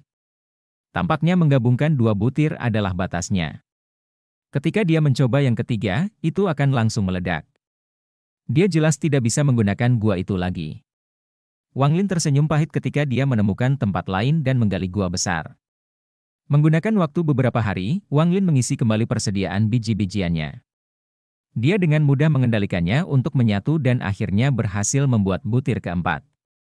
Ini mengkonfirmasi hipotesis sebelumnya bahwa 3 butir adalah maks, tetapi jika mereka menyatu menjadi satu, maka itu hanya dihitung sebagai satu. Butir ketiga dan keempat menyatu. Kemudian, Wang Lin dengan hati-hati memasukkan ketiga biji-bijian itu ke dalam tas pegangannya. 2 di antaranya memiliki warna yang lebih gelap dari salah satunya. Setelah memilah semua biji-bijian, lebih dari sebulan telah berlalu. Sudah dekat dengan waktu lembah Jueming akan terbuka. Wang Lin duduk bersila di tanah. Setelah berkultivasi sebentar, dia membuka matanya dan memuntahkan lampu hijau. Pedang hijau kecil itu bersenandung saat berputar di sekitar Wang Lin, hampir seolah-olah memiliki kecerdasan. Wang Lin mengangkat tangannya dan pedang itu mendarat di telapak tangannya. Dia menyentuh pedang dan merasakan dinginnya pedang yang menusuk tulang. Pedang hijau kecil itu adalah darah yang dimurnikan olehnya, jadi ketika energi spiritualnya berubah, itu menyebabkan pedang terbang juga mendapatkan atribut Ji. Tepat ketika dia akan menggunakan energi spiritualnya yang telah berubah untuk memperbaiki pedang, dia tiba-tiba berhenti. Dia segera menyadari lebih dari 100 cahaya pedang terbang ke arahnya. Sepertinya mereka semua mengejar satu orang. Wajah Wang Lin menjadi sedingin es saat dia bergumam, orang itu. Bab 108 Teman Lama. Saat dia berjalan keluar dari gua, Wang Lin dengan dingin melihat sekeliling dan melihat sekitar 100 orang terbagi menjadi 5 kelompok. Mereka mengelilingi seorang pria muda. Seorang pria parubaya keluar dari kerumunan orang. Dia menggenggam tangannya dan berkata, "Saudara laki-laki Li Shan, Sekte Xuan Dao MU sudah memiliki tanda. Mengapa Anda membutuhkan begitu banyak? Jika Anda menyerahkannya, kami tidak akan merepotkan Anda lagi." Di antara murid-murid lembah Wu Feng, seorang murid mendengus dan berkata, "Li Shan, serahkan tokennya atau kamu pasti akan mati." Orang yang mereka kelilingi adalah Li Shan, seseorang yang Wang Lin temui di Sekte Heng Yu. Dia di sini untuk mewakili Sekte Xuan Dao dan merupakan satu-satunya murid Qi kondensasi dari Sekte Xuan Dao. Lembah Jueming hanya memiliki batas atas dan bukan batas bawah siapa yang bisa masuk, jadi bahkan murid Qi kondensasi diizinkan masuk. Sebagian besar sekte tidak akan mengirim murid Qi kondensasi. Li Shan bisa datang karena dia pandai membuat pil ajaib palsu dan dia ahli dalam serangan diam-diam. Dengan kemampuan ini, Punanzi melanggar peraturan dan melepaskannya. Punanzi juga memberinya harta ajaib yang membuatnya jadi orang tidak bisa mendeteksinya. Kelemahan dari harta ini adalah semakin banyak dia menggunakannya, semakin kurang efektif jadinya. Li Shan benar-benar memiliki keahlian. Berkat perlindungan dari rekan-rekan muridnya, dia dapat mencuri beberapa hal selama pertempuran, termasuk 2 token. Menambahkan token yang sudah dimiliki Sekte Xuan Dao, mereka sekarang memegang 3 token. Sekte yang kehilangan tokennya menyerang tanpa henti dengan harapan dapat mengambilnya kembali, itulah mengapa ada begitu banyak pertempuran sebelumnya. Tapi itu juga karena Li Shan terlalu rakus. Setelah dia memasuki lembah Jueming, setiap kali dia melihat seseorang, dia akan menggunakan harta itu untuk menyembunyikan kehadirannya dan mencuri sesuatu. Saat dia menggunakannya lebih dan lebih, harta ajaib secara bertahap kehilangan pengaruhnya, dan ketika dia mencuri token keempat, harta ajaib itu benar-benar kehilangan pengaruhnya. Dia ketahuan, tetapi murid Xuan Dao Sekte bereaksi cukup cepat untuk menyelamatkan hidupnya. Berita menyebar dan semua sekte yang kehilangan token berhenti bertarung dan bergegas menuju tempat berkumpulnya Sekte Xuan Dao. Murid Sekte Xuan Dao terjebak di sana, jadi dia diam-diam melarikan diri menggunakan terowongan yang telah dia gali sebelumnya. Namun, yang tidak dia duga adalah akan ditemukan dan dipaksa melarikan diri saat dia keluar dari terowongan. Dia hanya berlari beberapa langkah ketika dia berbalik dan melihat lebih dari 100 lampu pedang mengejarnya. Ia hampir saja jatuh ke tanah karena semuanya berada di tahap foundation establishment. Dan beginilah situasi yang terjadi. Li Shan berlutut dan melemparkan 2 token ke tanah tanpa ragu-ragu. Lingkungan tiba-tiba menjadi sunyi. 2 sekte yang kehilangan tokennya meminta beberapa orang untuk membayar, tetapi bagaimana sekte lain bisa membiarkan mereka mengambil tokennya kembali? Jadi, mereka mengirim orang untuk menghentikan mereka. Mata Wang Lin berbinar saat dia menatap 2 token di tanah. Dia bergerak cepat menuju token. Seseorang memperhatikan dia datang dan pergi untuk menghentikannya, tetapi Wang Lin mengaktifkan teknik kekuatan tarik-menariknya dan membuang orang itu.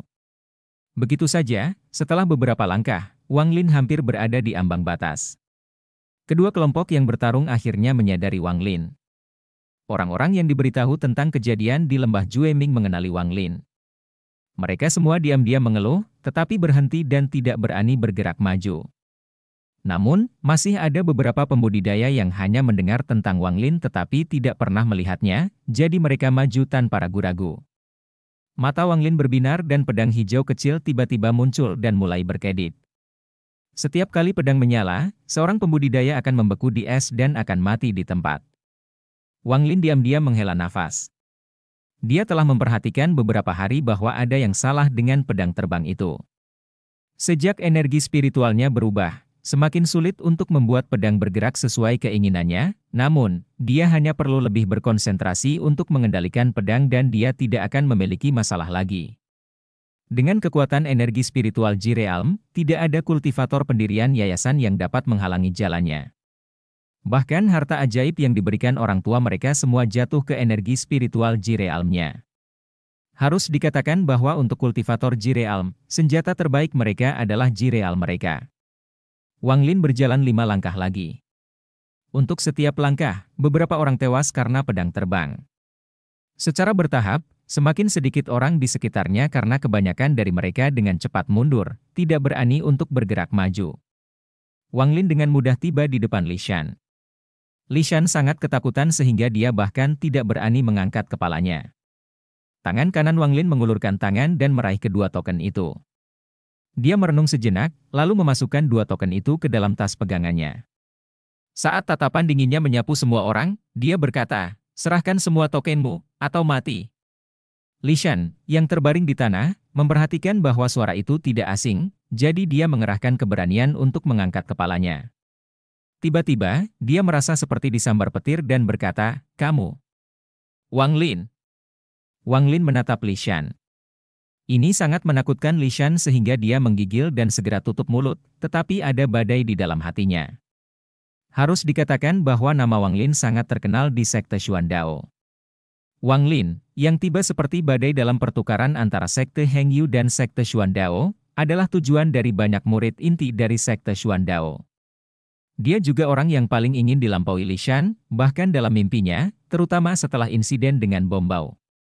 Kehidupan Li Shan sulit setelah kejadian itu. Selama waktu itu, Li Shan mengutuk Wang Lin setiap hari. Tetapi meski begitu, dia masih percaya bahwa akan ada hari ketika dia akan melampaui Wang Lin, dan setelah dia mencapai lapisan kondensasi Qi ke-14, pikiran ini menjadi semakin mengakar di benaknya.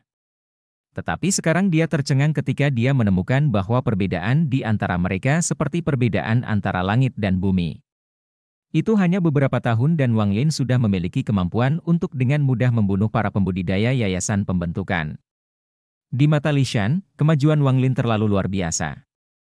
Setelah mendengar kata-kata Wang Lin, orang-orang di sekitarnya tidak bisa tidak mengingat reputasi Wang Lin di lembah Jueming dan bagaimana dia dengan mudah membunuh semua pembudidaya yayasan pembentukan sekarang. Hati mereka menjadi dingin. Setelah waktu yang lama, seorang pemuda berpakaian putih menghela nafas. Dia menatap tajam ke arah Wang Lin dan bertanya, "Rekan kultivator, dapatkah Anda memberitahu saya apa tingkat kultivasi Anda?" Wang Lin dengan jelas berkata, "Pendirian yayasan." Bab 109 orang itu terkejut. Dia berpikir bahwa Wang Lin tidak mau mengatakan yang sebenarnya, jadi dia tersenyum pahit. Dia menampar tas pegangannya, melempar token, berbalik, dan dengan keras berkata, "Sekte Piao Miao menyerahkan kesempatan mereka untuk memasuki medan pertempuran asing. Begitu lembah terbuka, kita pergi." Dengan itu, dia memimpin sekelompok pembudidaya ke barat daya dan perlahan menghilang. Dengan seseorang memimpin jalan, sekte yang telah kehilangan token mereka menjelaskan situasi mereka dan bahkan membuka tas pegangan setiap murid. Setelah itu, 3 sekte tersisa. Sekte Hihuan adalah sekte terakhir dengan tanda. Murid wanita yang memimpin kelompok itu tidak menyerahkan token itu, tetapi melihat sekte lain yang tersisa, Lembah Wufeng. Pemimpin Lembah Wufeng adalah seorang lelaki tua yang tampak seperti hampir mati. Dia sudah berada di tahap formasi inti semu dan hanya perlu mengikuti pelatihan pintu tertutup selama beberapa tahun untuk membentuk intinya. Dia menatap Wang Lin dan mencibir, "Bayi kecil, lelaki tua ini harus berterima kasih karena telah mengumpulkan semua token ini untukku. Tinggalkan token dan Anda bisa nyahlah." Alis pemimpin Hihuan sekte mengendur. Setelah menerima anggota sekte, mereka semua perlahan mundur. Tatapan Wang Lin menyapu mereka sebelum mendarat di lelaki tua yang sombong itu. Kemudian, tanpa sepatah kata pun, dia menampar tas pegangannya dan sebutir beras cian muncul di udara.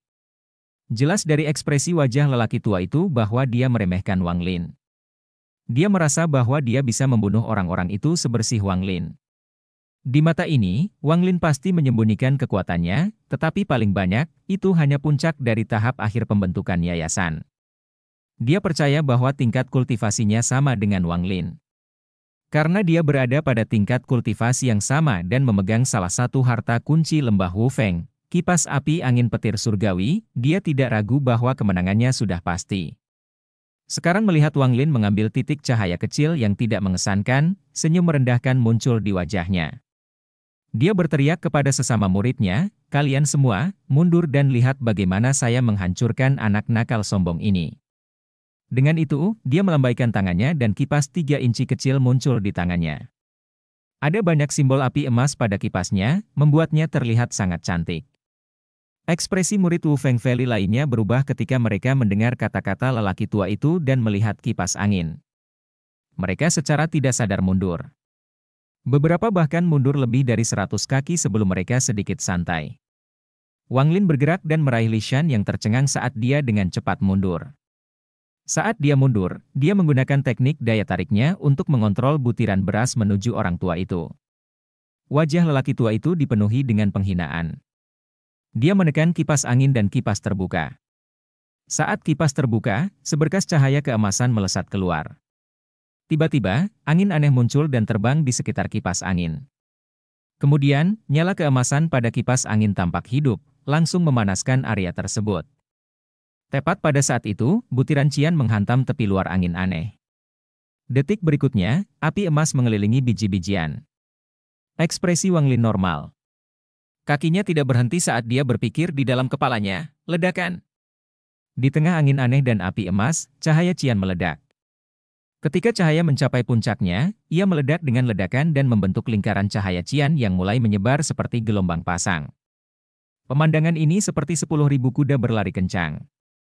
Dalam sekejap, itu menutupi semuanya dalam jarak lebih dari 300 meter.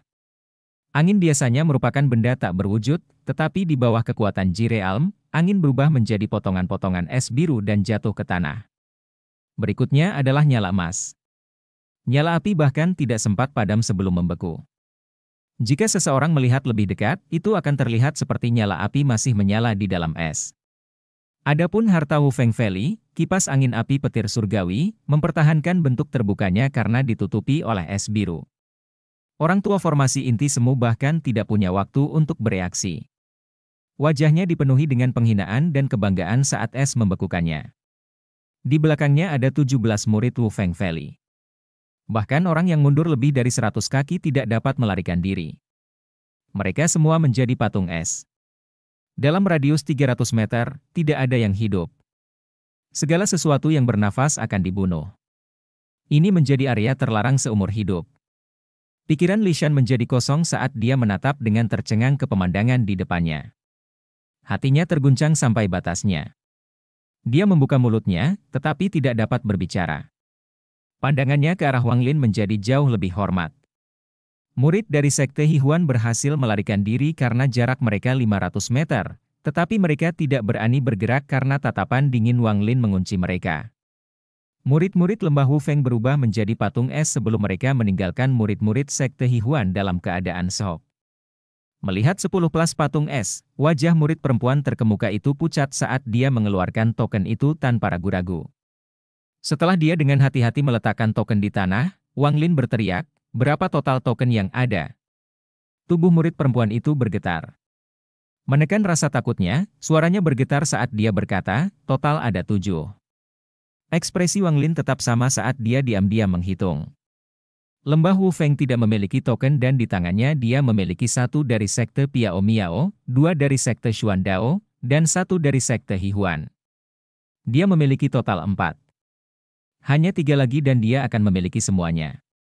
Tetapi token milik Sekte Mayat menghilang ke dalam formasi bersama dengan murid-murid pembentukan yayasan tahap akhir. Kecuali yang dari Sekte Mayat, ada 2 lagi.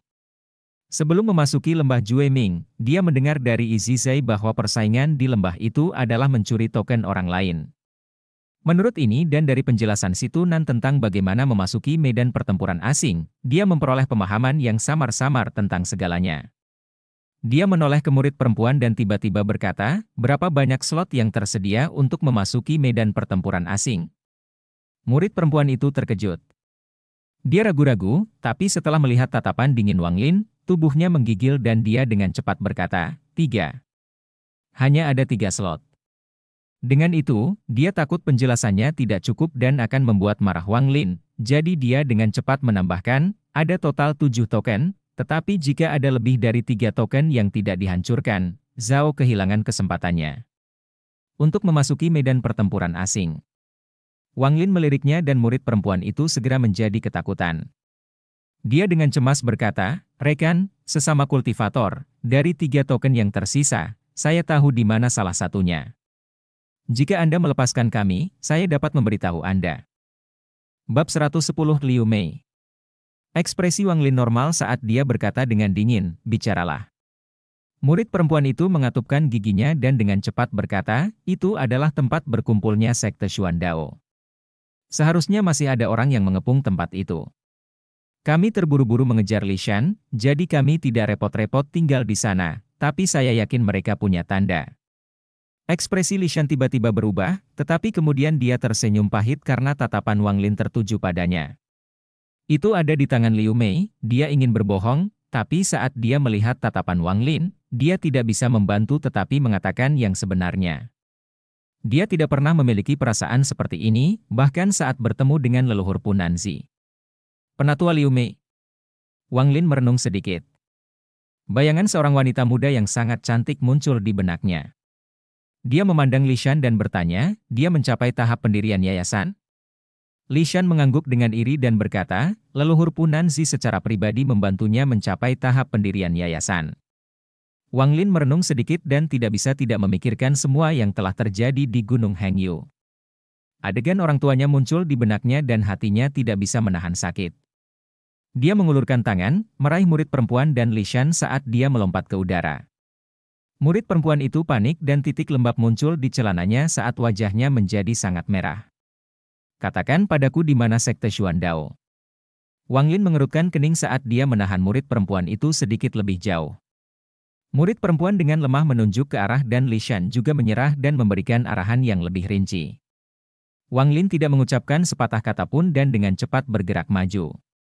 Setelah waktu yang singkat, mereka tiba di tempat berkumpulnya sekte Xuandao di bawah bimbingan keduanya. Tanah benar-benar berantakan. Sudah jelas bahwa ada pertempuran sengit di sini sebelumnya. Setelah Wang Lin tiba, dia melambaikan tangannya dan murid perempuan dan Li Shan jatuh ke tanah. "Kamu boleh pergi." Wang Lin memandang murid perempuan itu dan berjalan menuju tempat berkumpulnya sekte Xuandao. Murid perempuan itu dengan hati-hati mundur. Setelah mundur lebih dari 200 meter, dia melompat ke pedang terbangnya dan melarikan diri secepat yang dia bisa secara fisik. Nada bicara Wang Lin sangat jelas saat dia berkata, "Li Shan, panggil orang-orang dari sekte Xuandao. Saya hanya ingin tokennya, bukan untuk membunuh orang." Dahi Li Shan dipenuhi keringat saat dia mengeluarkan batu giok dari tasnya dengan senyum pahit. Dia memegangnya di dahinya. Setelah beberapa saat, dia melemparkannya ke depan. Batu giok itu ditembakkan seperti anak panah sampai tidak terlihat. Setelah beberapa saat, cincin cahaya muncul di tanah. Mereka kemudian menjadi pilar cahaya. Di dalam pilar, ada 10 orang yang duduk bersila di tanah. Di antara mereka ada seorang gadis cantik yang akan membuat jantung siapapun berdebar kencang. Ekspresinya serius, tangannya membentuk vas, dan ada kemoceng yang melayang di atas kepalanya. Kain lap ini seperti rambut putih saat gelombang cahaya putih menyebar darinya. Mata Wang Lin berbinar saat dia melihat wajah 10 orang ini. Gadis itu tiba-tiba membuka matanya. Ketika dia melihat Li Shan pada awalnya, dia tidak peduli, tetapi ketika dia melihat Wang Lin di sebelah Li Shan, dia terkejut. Setelah dengan hati-hati melihat Wang Lin, matanya menunjukkan cahaya aneh. Dia melambaikan tangannya dan kemoceng mendarat di tangannya. Pilar cahaya perlahan menghilang. Di antara 10 orang, ada pria muda berusia 30 tahun atau lebih yang memandang Wang Lin dengan ekspresi yang rumit dan berkata, "Wang, saudara senior Wang, lama tidak bertemu, orang ini adalah saudara laki-laki Liu Mei, Liu Feng." Wang Lin memindai dia dengan akal ilahi dan menemukan bahwa dia telah mencapai tahap awal pendirian yayasan juga. Namun, energi spiritualnya tidak stabil. Tampak jelas dia baru saja memasuki tahap foundation establishment. Wang Lin menatap mereka dan menghela nafas sambil berkata, "Sekte Xuandao, lupakan saja. Serahkan tokenmu dan aku tidak akan mempersulit kalian." Salah satu dari 10 murid Xuandao Sekte, seorang lelaki tua, berdiri dan menghela nafas. "Sungguh junior yang sombong, meminta kami untuk menyerahkan token kami segera." "Liu Fen, apa kamu kenal dia?" Liu Feng tersenyum kecut dan berkata, "MA magang senior, dia adalah Wang Lin." Orang tua bernama MA terkejut dan kemudian dia mencibir, "Jadi itu kamu. Tetapi bahkan jika Anda telah mencapai tahap pendirian yayasan, Anda tidak berhak untuk sombong di hadapan kami." Skram. Dengan itu, dia melambaikan tangannya dan hembusan angin besar bertiup ke arah Wang Lin. Wang Li bahkan tidak mengelak. Saat hembusan angin mencapai jarak 5 meter darinya, itu berubah menjadi potongan es dan jatuh ke tanah. Pada saat yang sama, ada kilatan cahaya hijau dan tubuh lelaki tua bernama MA itu bergetar saat sebuah lubang raksasa muncul di dadanya. Kemudian, seluruh tubuhnya membeku dan dia mati. Wang Lin memiliki perasaan yang kuat bahwa setelah energi spiritualnya berubah, ada niat membunuh yang kuat dalam pikirannya. Dia hampir kehilangan kendali berkali-kali, jadi dia menyerah untuk mengendalikannya. Pedang itu berkedip hijau saat berputar di sekitar Wang Lin dengan ujungnya mengarah ke sekte Xuan Dao. Jika seseorang melihat lebih dekat saat pedang terbang, itu akan berhenti, tetapi Wang Lin akan dengan cepat memaksanya untuk bergerak lagi. Ekspresi murid-murid sekte Xuan Dao sangat berubah dan Liu Feng tercengang saat hatinya menggigil dan butiran keringat muncul di dahinya. Dia selalu melihat Wang Lin sebagai tujuannya dan ketika dia mencapai tahap pendirian yayasan dengan bantuan Punan Zi 1 tahun yang lalu, dia berpikir bahwa dia telah melampaui Wang Lin. Tapi melihatnya sekarang, tidak hanya Wang Lin sudah mencapai tahap pendirian yayasan, tetapi kultivasinya juga sangat aneh. Saudara magang senior MA, yang berada di tahap tengah pendirian yayasan, meninggal setelah satu serangan dari Wang Lin. Tingkat kultivasi apa yang telah dicapai Wang Lin? Semakin banyak Liu Feng memikirkannya, semakin takut dia jadinya. Liu Mei tiba-tiba tidak mengungkapkan ekspresi terkejut, tetapi setelah melihat Wang Lin, dia dengan tegas mengeluarkan token itu dan melemparkannya ke arahnya. Dari awal sampai akhir, dia tidak mengucapkan sepatah kata pun, tetapi matanya selalu tertuju pada Wang Lin. Setelah menyimpan token itu, Wang Lin dengan dingin menatap Liu Mei. Dia kemudian berbalik dan menghilang ke kejauhan. Setelah waktu yang lama, Liu Mei menarik pandangannya dan menghela nafas. Pesonanya yang tak tertandingi sepertinya tidak berpengaruh di depan Wang Lin. Setelah kembali ke guanya, Wang Lin mengeluarkan 5 token. Setelah merenung sebentar, dia menghancurkan 4 dari mereka tanpa ragu-ragu dan meletakkan sisa token di tasnya. Dia menggunakan teknik gaya tariknya untuk memindahkan batu untuk memblokir pintu masuk gua. Setelah menyiapkan beberapa formasi pertahanan, dia memulai pelatihan pintu tertutupnya. Dia harus siap sepenuhnya untuk pertempuran dalam 2 bulan.